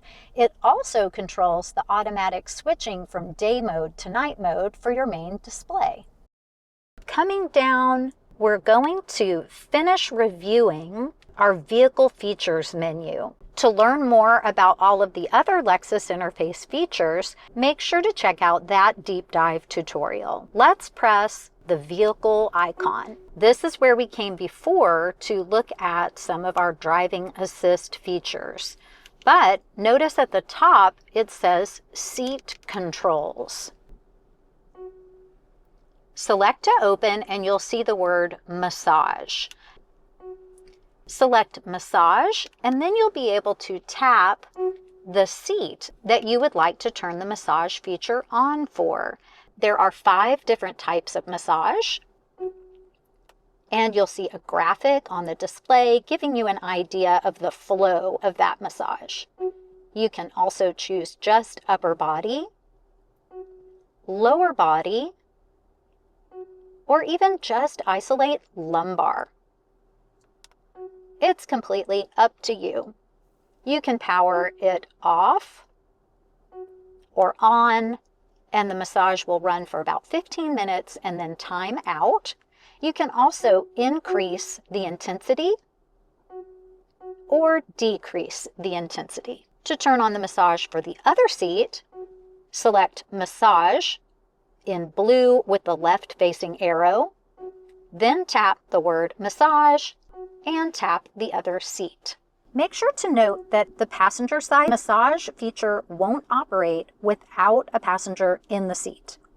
Once you have a passenger, you can turn the massage feature on for the passenger side seat. We'll press Massage to go back, Vehicle to come back to the main vehicle features menu, and then come down to Driving Assist. This is where you can quickly and easily turn off or on all of the safety features that you see on screen. When you turn a feature off, it's going to be black and white. When it's on, it's highlighted in blue. Lane departure alert. We've already reviewed the lane departure alert system. Intuitive parking assist, those are your parking sensors on the front and rear bumper.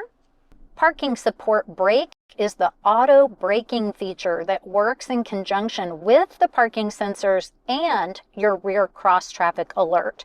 So if the system is giving you a warning, letting you know that you need to slow down or stop, if you don't stop, parking support brake will apply the brake for you.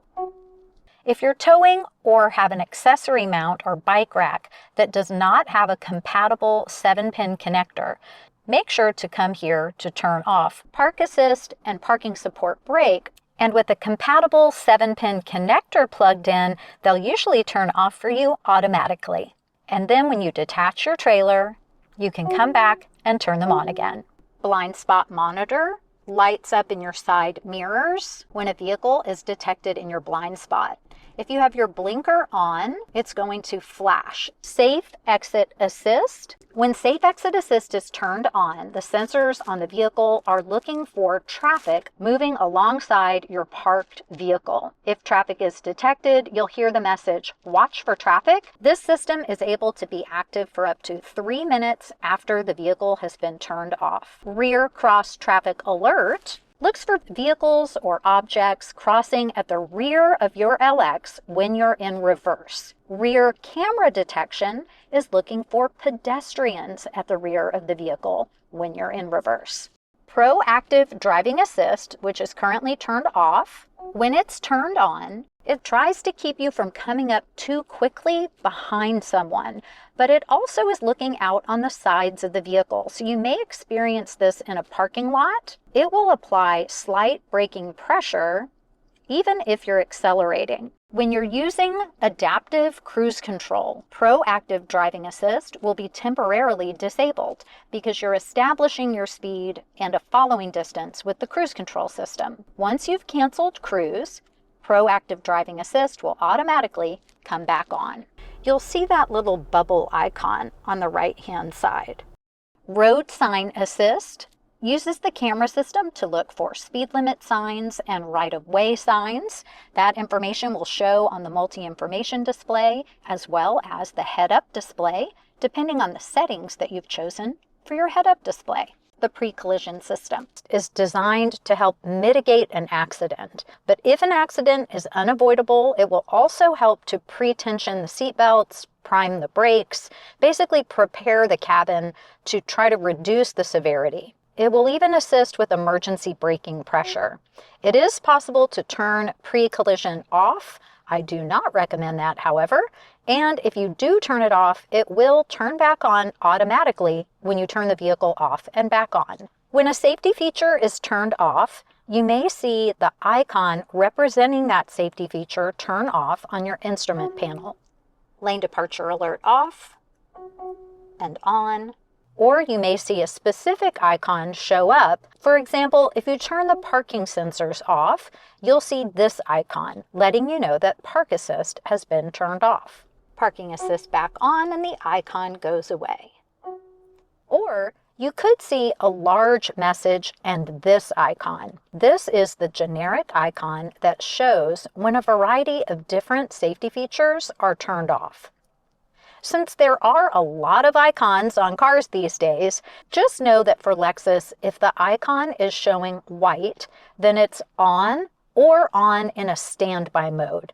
If it's green, it's on and active. If it's orange, it's either off or it's in a state of warning and correction. And just select Vehicle in blue with the blue left-facing arrow to go back to our main Vehicle Features menu. Then select Trip Information. You can view current trip data, clear the data, or view historic data. You can also clear and update here. Selecting Vehicle to go back. When you open your tire pressure monitor screen, all tires on the vehicle, your 4 main tires and the spare tire located in the rear underneath your LX. Selecting Vehicle Alerts, if you have service-related messages, they will appear here. Tap the Settings gear to come to our main Settings menu. I review all of the settings information in the multi-information display deep dive, but I do want you to come down to Vehicle Customize and then select Head Up Display so that you can adjust the brightness, choose your HUD mode, full, standard, or minimal, depending on how much or how little information you'd like to view in your head-up display. And if you would like to raise or lower or even adjust slightly the angle of tilt for the display screen. Just use the up and down arrows to raise or lower, and the left and right arrows to adjust the tilt angle. The tilt adjustment is very slight, and keep in mind that the head-up display is only visible to the driver. If you make a change to your head-up display position, make sure to resave your driver position memory because your seat, steering wheel, outside mirrors, and head-up display position are all saved with the driver position memory. And you can tap any icon in your Lexus interface menu to come back to the screen that you would like to see. Let's come down to our utility screen. It's also touch operational, and you use it to control additional climate settings, off-roading features, and it has its own settings screen. You can even turn it completely off. To turn it back on, touch the screen, and then it tells you, touch to turn screen on. Just touch right on that message to turn your display back on. You can adjust the contrast and brightness for this screen, customize additional settings. The automatic screen change, you can turn that off, allowing that screen to stay open, or you can customize that automatic screen change time from 20 seconds, which is the default, to 1 or 5 minutes. This means if I'm in the settings screen and I don't take any action for 20 seconds, it's going to revert back to a main screen. The SW sensitivity level, this just stands for the screen operation sensitivity level. 1 is the lowest sensitivity and 3 is the highest. Software information is listed here. Push and go back. Let's take a look at the climate control system. Most of the climate control buttons are located here. Manual controls to close or open the vents. When you're on the front climate control screen on your utility display, you'll have driver temperature selection, warmer or cooler, and passenger temperature selection, warmer or cooler. Notice that when you operate the passenger temperature, you turn off sync mode. When you turn sync mode on, it's going to sync to one temperature throughout the entire vehicle. When you're on the rear climate screen, the temperature selectors operate rear climate. Right side passenger, left side passenger. We have auto for fan speed, turn the fan off, or control the fan speed manually on the front screen. Slide or tap, more fan, less fan. You can also control the driver's airflow mode independently from the passenger airflow mode.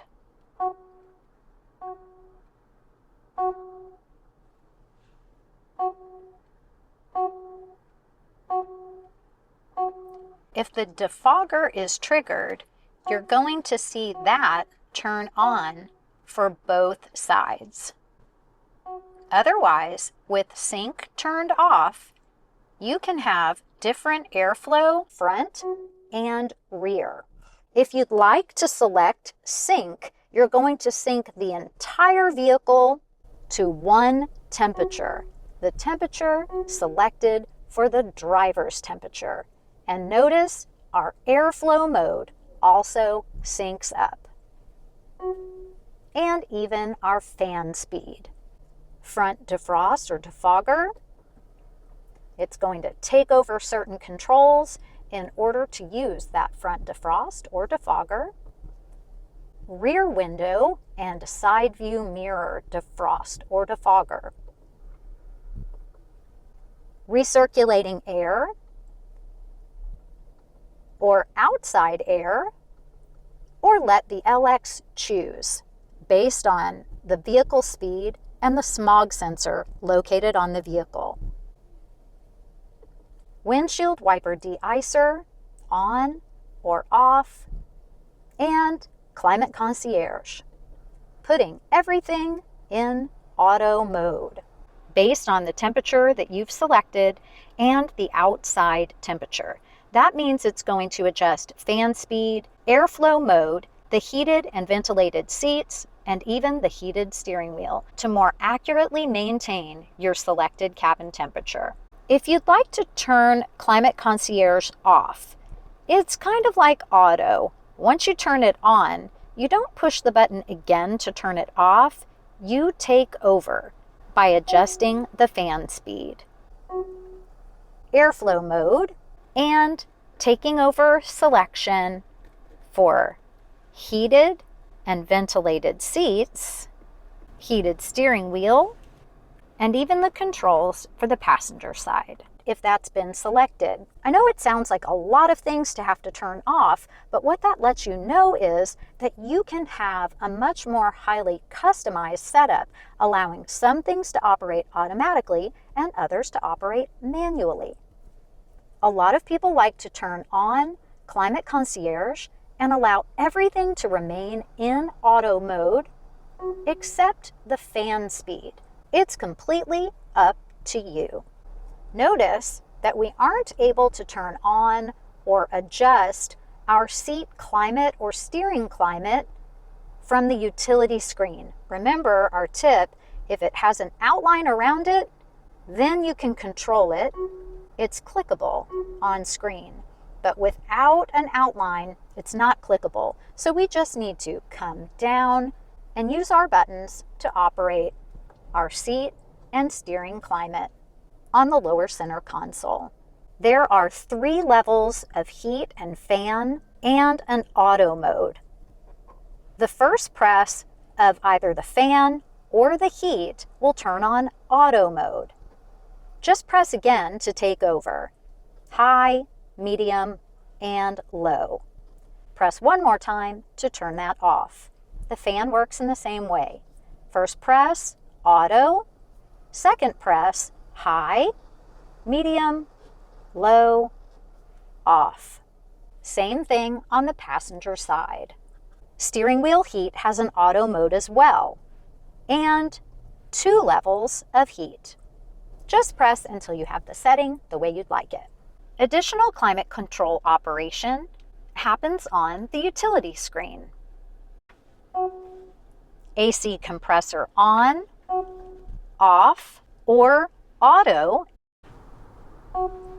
Coming to options, we can allow the air conditioning compressor to operate in an eco heat and cool mode. That will depend on the type of climate that you live in. You may or may not want to allow that, completely up to you. S-Flow is like a smart flow. If you turn S-Flow on, airflow is focused primarily on the driver or driver in front passenger. That means the vehicle is trying to determine whether or not you have additional passengers. If you would like airflow throughout the entire cabin, make sure that S-Flow is turned off. Otherwise, the system will cancel airflow to unoccupied passenger seats. After a few seconds, that screen will clear. Notice that when you are on the 4-wheel drive utility screen, you still have your primary controls for climate control along the bottom of the screen. So it's always very easily accessed. And your hazard lights are right in the middle for easy access in an emergency.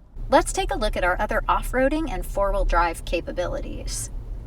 Any item that has a highlight around it is clickable. So you'll notice the brake and accelerator readout is not clickable, but the G-force monitor is.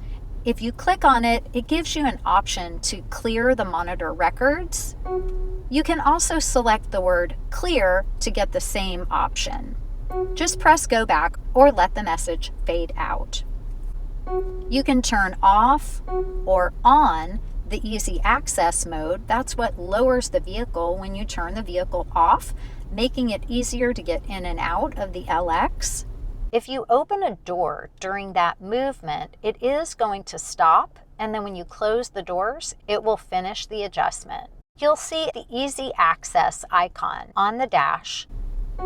You can turn off the adaptive height control. If the adaptive height control has been turned off, you'll see the word off here by the height status icon.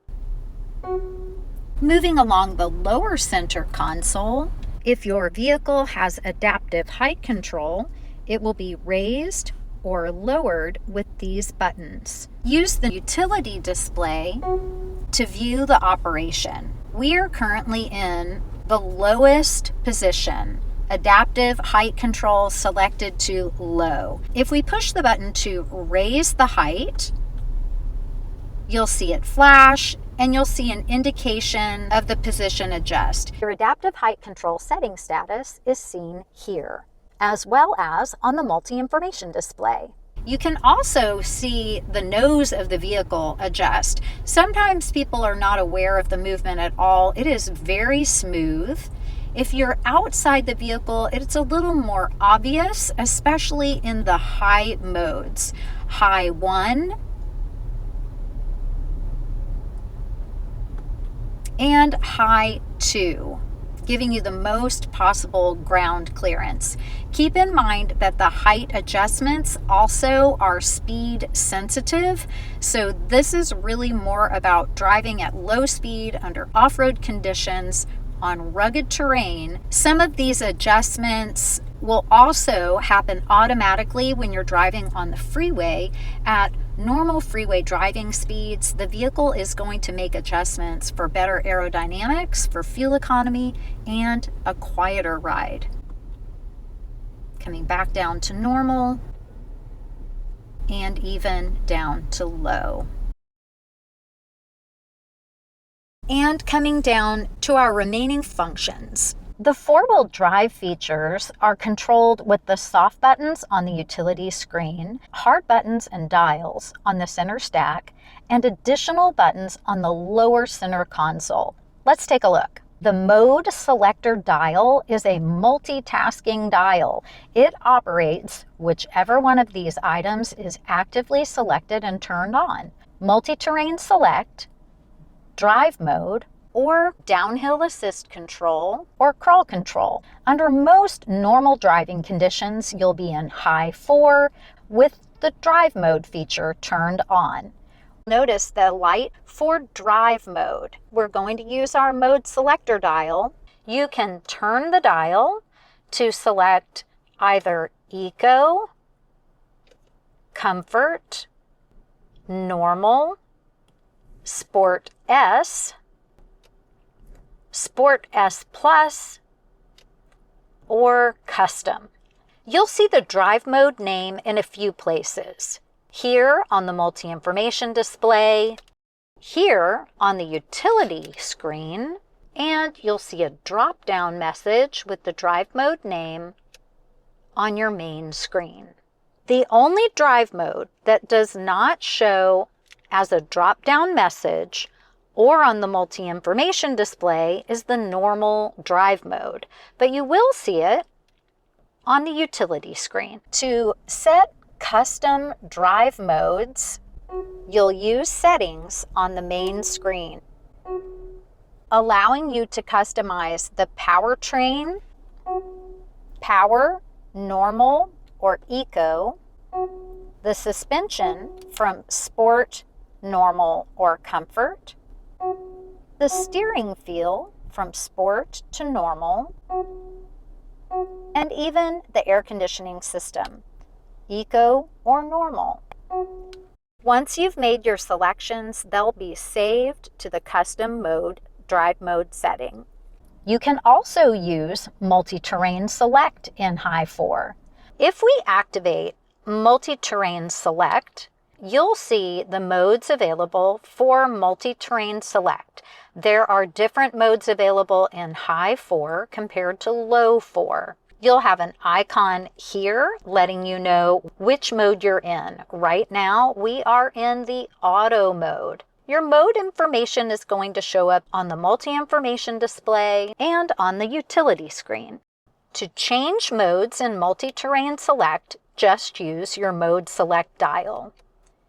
You can twist the dial and change from Auto mode to Dirt, Sand, Mud, or Deep Snow.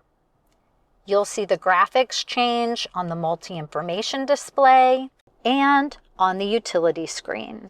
You'll see all kinds of adjustments with different safety features that are turned off or on based on the type of terrain you're selecting, and the ride height will also adjust.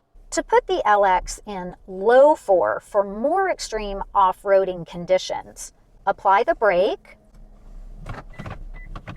shift into neutral, then press the bezel in and turn to the left. If you try to change the mode from high 4 to low 4 or back again, and you're not in neutral, listen to what happens. It gives you an alert. Make sure to apply the brake, shift into neutral, and then you can access low 4. You'll have additional terrains available, and you will have engaged your multi-terrain monitor. You'll have messages about systems being turned off. You can clear those just by pressing that Go Back button. And you'll see lots of icons that are indicating safety features that have been temporarily turned off because we are in low 4. Now we can turn our mode select dial and we can choose sand, mud, or rock. If you have chosen to be in low 4, you will not be able to choose the drive mode selector because you are going to be driving at lower speeds using the multi-terrain select feature. Also in low 4, you can turn on crawl control. Apply the brake, shift into drive, press the downhill assist crawl control button. When you press the button to turn on crawl control, it will deactivate the multi-terrain select feature. When you activate crawl control, the mode select dial is selecting a speed, but you can only go about 5 or so miles per hour in crawl control. It is very slow and your whole focus is on steering. Just push the button again to turn off crawl control, and you'll see crawl deactivated, and multi-terrain select will re-engage. Downhill assist control is a setting that's available in high 4. To come back to high 4, apply the brake, shift to neutral, press and turn to the right to engage high 4, and then you can engage downhill assist control, shift back into drive to use downhill assist control. When downhill assist is turned on, the mode selector will adjust your speed. Just turn the dial and you can go from about 2 miles an hour to about 18 miles per hour. You can just keep twisting that dial until you have the speed that you prefer to assist on long descents. To turn off multi-terrain select, we can just press the drive mode button, come back to our normal drive modes, use that dial to choose whichever mode you prefer. When you turn on multi-terrain select in high 4, or you access the low 4-wheel drive system, you'll see a slightly different screen. This is our multi-terrain select monitor. We have our menu on the left. You have additional ground clearance visuals. You'll see the running boards on the right and left-hand side, and you'll see different markers for the front. See how we have where our wheels are pointing? Those are our yellow lines, always associated with our wheels and direction. But when we get closer to a full turn, on either direction, we see that blue line change to show the arc of your intended path. Your backup camera in multi-terrain select mode also shows the running boards, those side angles, so you can really navigate your terrain. That is customizable with our menu on the left-hand side. Clicking through all of our backup camera view line options and shortcutting back to settings. So our menus are very similar and they're all on the left-hand side. Clicking the X to close, toggling through our different view options. That takes us through to a front wheel view, our view that includes the straight ahead view and our running boards. You can also press that hard button, that view monitor button, to toggle you through the same selection. So it's just like clicking the soft button on screen or the X to close. Again, just toggling through either with the view monitor button or the buttons on screen. Our front view and our dual side view, and this is that under view that you're seeing now. We're also, under certain circumstances, able to access an under rear view mode. That's only going to be accessible at certain times. Otherwise, it will appear grayed out, as you see here.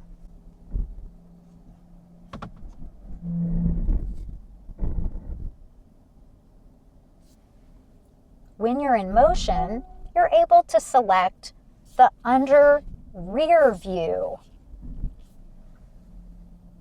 Then just press go back. Once it's been accessed, then you'll be able to continue to click on it.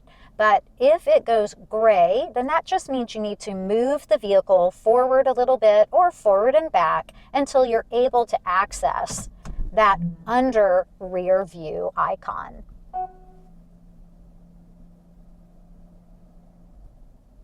Now we have in Drive our under rear view and the side views on both sides of the LX. And this would be in the forward position. Right now it looks like we're driving over a black surface. That's just because there's not enough images that it could stitch together because we're doing this inside the shop. Notice that it's grayed out again. We've been sitting still a little too long. So you would just move the vehicle a bit, and then you'll see the icon be accessible. Shifting into Drive, and we're currently on that under the vehicle see-through mode for the front of the vehicle. So these are our front wheels. If we start to drive, it looks like we can see through the bottom of the LX. It's just stitching images together, but that's our front view. If we would like to access the rear undercarriage view, we need to select that icon, and then we're able to look underneath. It's common. Sometimes you may see black rectangle sections. That just means that there weren't images to stitch together at that time. Now, I am backing up, so I may want to clear out of that since I know I am coming up against a wall. It would continue to beep at me if necessary. I'll show you how that works. So that's what it looks like if you're getting a parking sensor warning while you're in the rear undercarriage view. Just click to zoom in or back out on that main central image. You can also do that moving forward. So in the undercarriage view, moving forward, we could click to zoom in or out. In reverse, we have a number of different backup camera views for the multi-terrain select monitor. Just click to select the view that you prefer. Coming down to that rear undercarriage view, press the arrow to go back, and then you can make the customizations to the backup camera lines for multi-terrain select. Notice that you can customize the backup camera lines for multi-terrain select view and the drive mode backup camera view independently of one another. Turning off multi-terrain select, vehicle levels out to the normal drive height, and our monitor goes back to our normal drive mode view. And coming down below, we have a 12-volt accessory charger behind this door. Just snap it shut when you don't need it. And we have 2 USB-C chargers on the right-hand side. This port is for charging only with the battery icon, and this port will charge and support data, which means you can do tethered Apple CarPlay or Android Auto. There is also a wireless charging pad on the lower console. Just place your compatible phone on the charger, and as long as your phone and case are compatible, you'll see the charger engage. Our seat climate buttons are here. You also have the heated steering wheel button. If your LX has the advanced park system, you'll see the advanced park button located here. With your seatbelt on and the vehicle in drive, just press the advanced park button to activate the system. Let's take a look at some video from another tutorial that I have for advanced park so you can see how this operates. I recommend that you first practice with no other cars around, just so you can get the hang of it. So let's come up and find a parking spot. You can line up the door with the spot that you would like to park in. I could park here or here. If you're not quite sure where the spot is, don't worry, because when you press the advanced park button, the system is going to look for spots for you. Right now, it's seeing that there's kind of a large space because I am using 3 empty spots, but I can change, rather than parallel parking, I can tell the vehicle that I would like to perpendicular park, and I want this spot.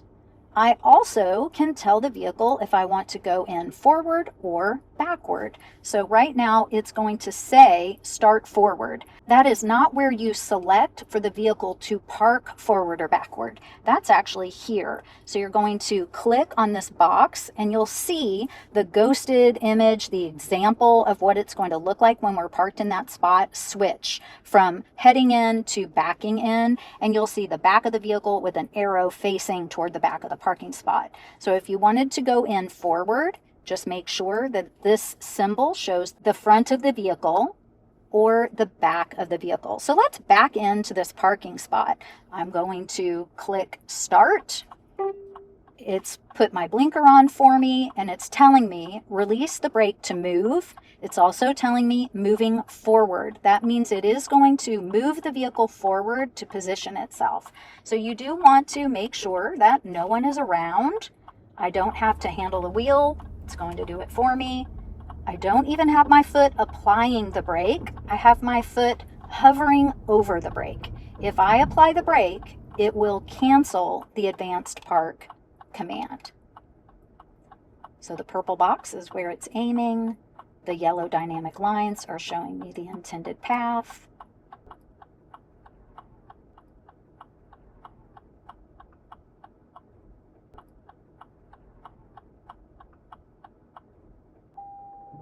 Advanced park finished. I don't know about you, but that's pretty awesome. It gives us a full 360 overview just so that we can make sure that the area is clear, and it's put the TX into park. And now it's done. If we want to use advanced park to leave a parking place, we can do that as well. You're going to apply the brake, push the advanced park button, and then you need to choose. Do you want to go forward, to the left or the right, or do you want to back up to the left or the right? Well, here's where you definitely want driver participation, because I know that there is a grassy area behind me and there's a parking lot in front of me. So guess what? I want to go forward, and I think I would like to turn to the left. So I'm going to select exit to the left and forward. It is going to show me an example of my selection, and then I will click start. I need to release the brake. It's going to move forward, and then it's going to pause, and it's going to tell me press the brake pedal check the path for safety. This means I need to actively look around, make sure it's all clear. Then I can release the brake and the wheel, and it will take over. Here we go. And once it's done and it needs me, it says you can exit by moving the steering wheel. What that means is I can exit the advanced park feature. It's already exited me from the parking spot. So it just is kind of a convoluted way of saying, take over, start driving, start driving. All right, now that we know how to use advanced park, let's park between two vehicles. And I just want to line up, again, I like to line up the door with the spot that I've chosen. And my foot's on the brake, I'm in drive. I'm going to press the advanced park button. It does see the parking spot that I want. So if it was not selected, I could select it. I would like to reverse into the spot and I will click start. Keep in mind, there are vehicles near me, there are cars on either side, there is a light post, there is a big concrete pole, so there's a lot to avoid. We're going to get a lot of warnings, and if I'm not comfortable, I can always stop by applying the brake. So I'm going to take my foot off the brake and I'm going to let the vehicle start its maneuver. Really close. This is a tight parking area and a large vehicle. If this makes you nervous, don't do it.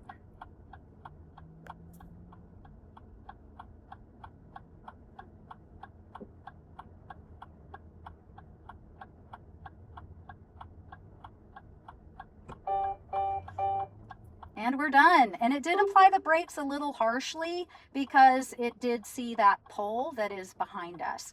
So we can release the brake if we would like to move. It can continue to realign, or we can just put our vehicle into park and it will tell us that the shift position was changed to park, advanced park, cancel.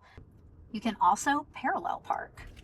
So let's come to a spot. It sees the spot. It even visualizes the vehicle in that spot. Press start and follow the directions. Release the brake. It's going to adjust. It's going to move forward. And then it will begin parallel parking for us.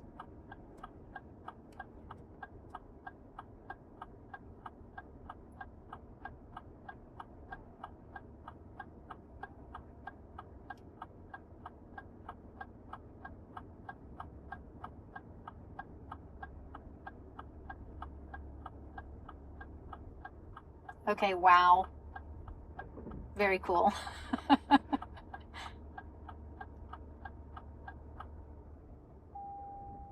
Done. Oh, I love this feature. There are some other settings and options available. Right now I'm in park, and when I press the advanced park button, you'll be able to see some settings on the left-hand side. The top item is if you have remote park. Remote park is a capability on some vehicles that allows you to remote park from the Lexus app. You do need to be the primary driver or signed in as the primary driver, and you will be within about 10 feet of the vehicle, so it's not something you can do at a far distance, and you can follow the steps on your phone and it'll take you through and guide you to be able to park either parallel or perpendicular, and you can choose to go forward or reverse when you select a remote park method. We'll click cancel to come back to our other view. You can register a parking space if the lines aren't clearly identified. You're going to select the P with the plus symbol, and you're going to tell the vehicle, is it a perpendicular spot that you're assigning, or is it a parallel spot? I'm going to choose parallel. I'm going to tell it it's on the left-hand side. There are two kind of strange parallel parking spots that are available in this parking lot, and these spots were not parking places originally. So they have a lot of different lines, and under normal circumstances, it's not as easy for the system to identify it as a parking place. So I'm going to say okay, and now I'm going to follow the directions. So is this the spot I'm aiming for? Yes, it is. You see all those lines all over the place.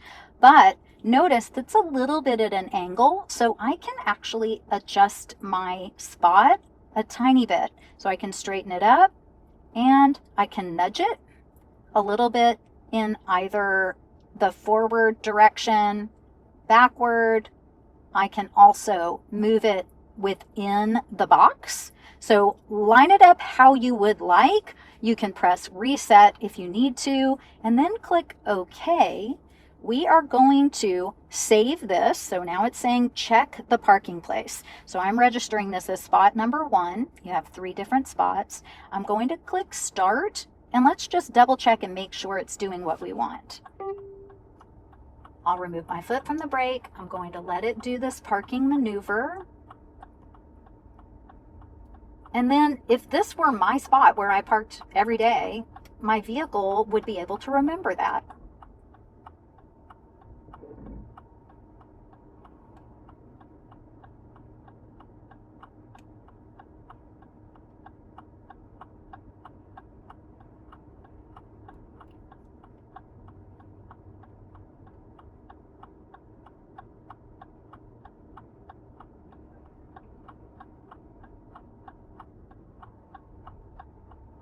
So this is, again, a very untraditional spot. Now, it could be that at home you have some parking places in an open driveway. They would not be marked. So you could set up a registered parking spot there. It's just not able to do it in an enclosed space. So now we can confirm the registration. Do we like where we are? Do we need to adjust it anymore? If not, we can click register. So we're making sure the space is free of any obstacles. We have it aligned where we want, and parking space 1 has been saved and registered. So now if I'd like to use that registered spot, I'm just going to approach the parking area and then start the advanced park feature, and I've got my spot right here, and it even knows where it is. So I can just select the spot that I've saved if I have more than one, and then I could also choose start. If you'd like to delete registered parking places, just activate Advanced Park, come to Settings. Notice that we are immediately defaulted to our Advanced Park settings. And if we scroll to the bottom of our settings menu, we can clear registered parking spaces. Just select, and we can tell it we would like to clear space 1. And just click yes to confirm. And now all 3 of the registered parking places are available again. Coming back to the Advanced Park Settings menu, you'll see that you can turn Remote Park off or leave it on. You can also adjust the speed for fast, standard, or slow. The detection range, standard or far, so how much do you want it to look around for a space. You can choose a default parking method, so perpendicular or parallel, just depending on what you are going to do most. Then you can choose your default direction for parking. Are you preferring to reverse in or go forward into a space? You can also choose if you would like to typically exit to the left or the right when you have parked perpendicular. And you can do the same if you have parallel parked, left or right, and then you'll click OK after you've made your selection. For the parking view, you can choose the normal view or the wide view. And the exit view can also be customized, normal or wide. And then you have some additional adjustments that you can make based on where you typically park. So just click on the item, and for the parking path, you can make an adjustment if you want to be more inward or out, And keep in mind that midway point is the standard. So it just depends on how you typically approach a parking spot and how your parking spots are set up. And if you're not sure what something is, click on the question mark. So when the tire size has changed since a vehicle was purchased, if you are used to advanced park, you may need to make an adjustment. You can also make an adjustment based on road width, standard, slightly more narrow, or narrow. And if you have registered a parking space, you can make this change for that particular saved spot as well. You can make an adjustment for how far you want the vehicle to move forward or back into a spot. So if you'd like to be more centered in a spot, or if you'd like to pull more forward, it's completely up to you. Press OK when you're ready, and then you'll do the same thing if you're reversing into a spot. Would you like to be more forward in the space or more toward the back of the parking space? Pressing OK, and we can check the rear accessory setting. So if you have an accessory mount on the back of your vehicle, you do want to consider that if you're backing into a parking space. So you can increase up to 40 centimeters, and you'll even see the little example of that here. Just click until you have it where you want it. If you don't have an accessory mount or trailer hitch on the back of the vehicle, just minus all the way to the end until it says none, and then select OK. And our last item was to clear those registered parking places. Coming back to settings, or click the X to close. If I decide to cancel at any time, I can apply the brake and then click cancel. I can also apply the brake and just completely take over, shift into gear, and then ignore all of the information on the screen, and then it will just clear and I can just begin my drive again. So you can always cancel the advanced park maneuver at any time. Let's come back to the buttons on the lower console. We have the new electronic shifter. Keep in mind that advanced park and the electronic shifter are currently only on the LX hybrid model. You're just going to follow the arrows, always shifting to the left through neutral first. So we'll apply the brake and shift left and up and let it go, and we're in reverse. Left and down, let it go, and we're in drive. To shift into neutral, just press left and hold for about 2 seconds, and you'll see the N for neutral light up in green. If you've shifted into neutral to go through a car wash, in order to shift back into drive at the end of the car wash, just reapply the brake and then shift left and down, and you're back in drive. If you are wanting to use manual, you're going to shift from drive into manual. This is the only time that you don't actually shift to the left first, because you will have already shifted to the left through neutral to get to drive. So left and down for drive, then straight back for manual mode. To get back to the automatic drive mode when you've shifted into manual, you don't have to apply the brake. You can do this on the fly. Just shift left and down, and you're back in the automatic drive mode. As a best practice, when you're finished with your drive, put the vehicle in park before turning the vehicle off. If you do turn the LX off before putting it in park, don't worry, the LX Hybrid will shift into park automatically for you. The all-gas LX600 has the traditional shifter, but all LXs have an electronic parking brake. So let's come down to these buttons on the lower center console.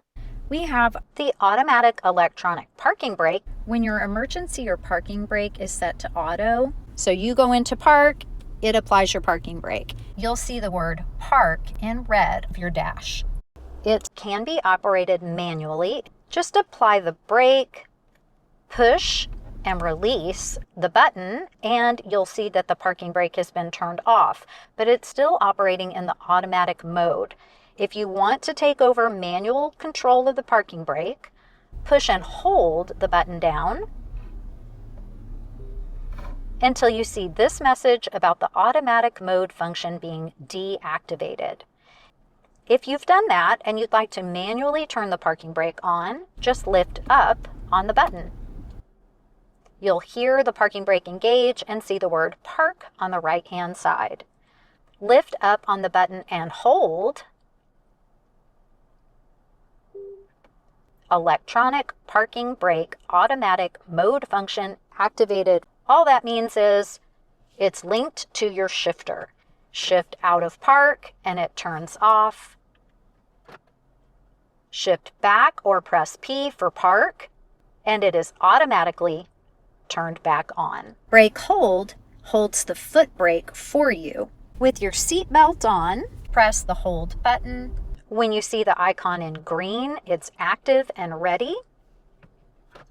When you're in drive and you've come to a complete stop and you see the word hold in gold, that means you can remove your foot from the brake and the system will hold the brake for you. It will time out after just a little while and it will let you know you need to reapply the brake. If you don't, it will shift the vehicle automatically into park. Then you'll need to reapply the brake in order to shift into gear. To turn off brake hold, just press the button. To engage the center differential lock button, press the button. You can activate the center differential lock in high 4 or low 4. Some LX models have 2 additional differential lock buttons located here between the steering column and the center stack. These are the front and rear differential lock buttons. You have to be in low 4. Shift into neutral, push and twist to the left to select low 4.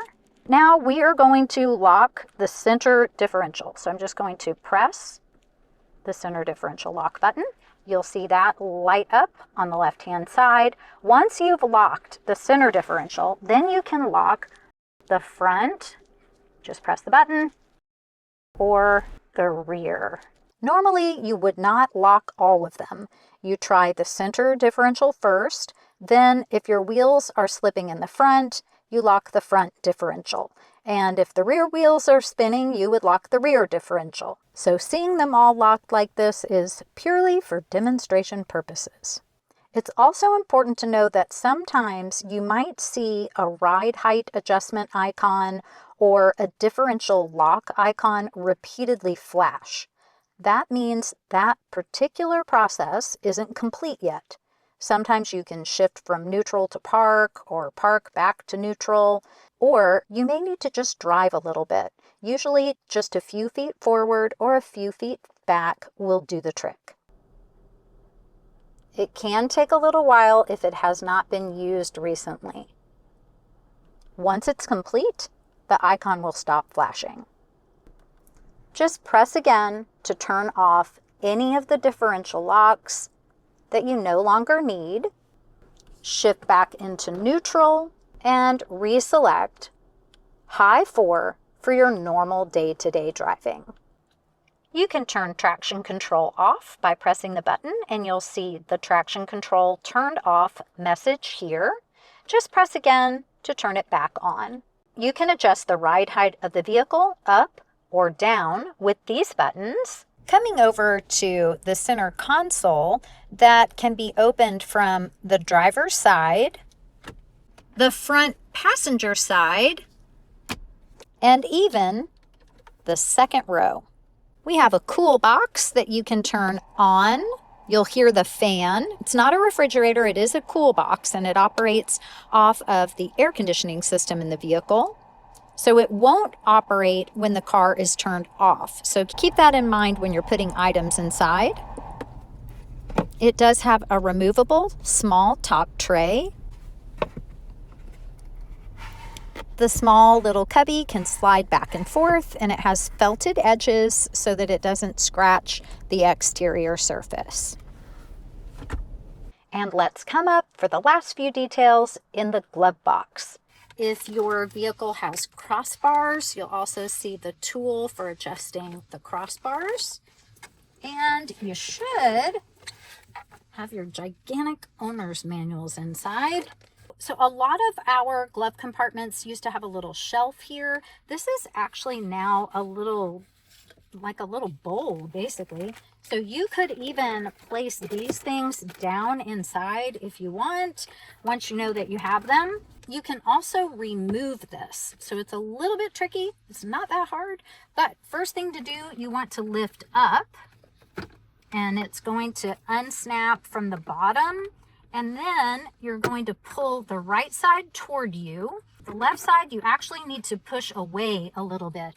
And that's because it has this larger hook across the bottom. And that's the only one. The other hook is a small hook on the side. And then these are the two main prongs that attach at the back. So you've got this nice little cubby feature. This is pretty cool.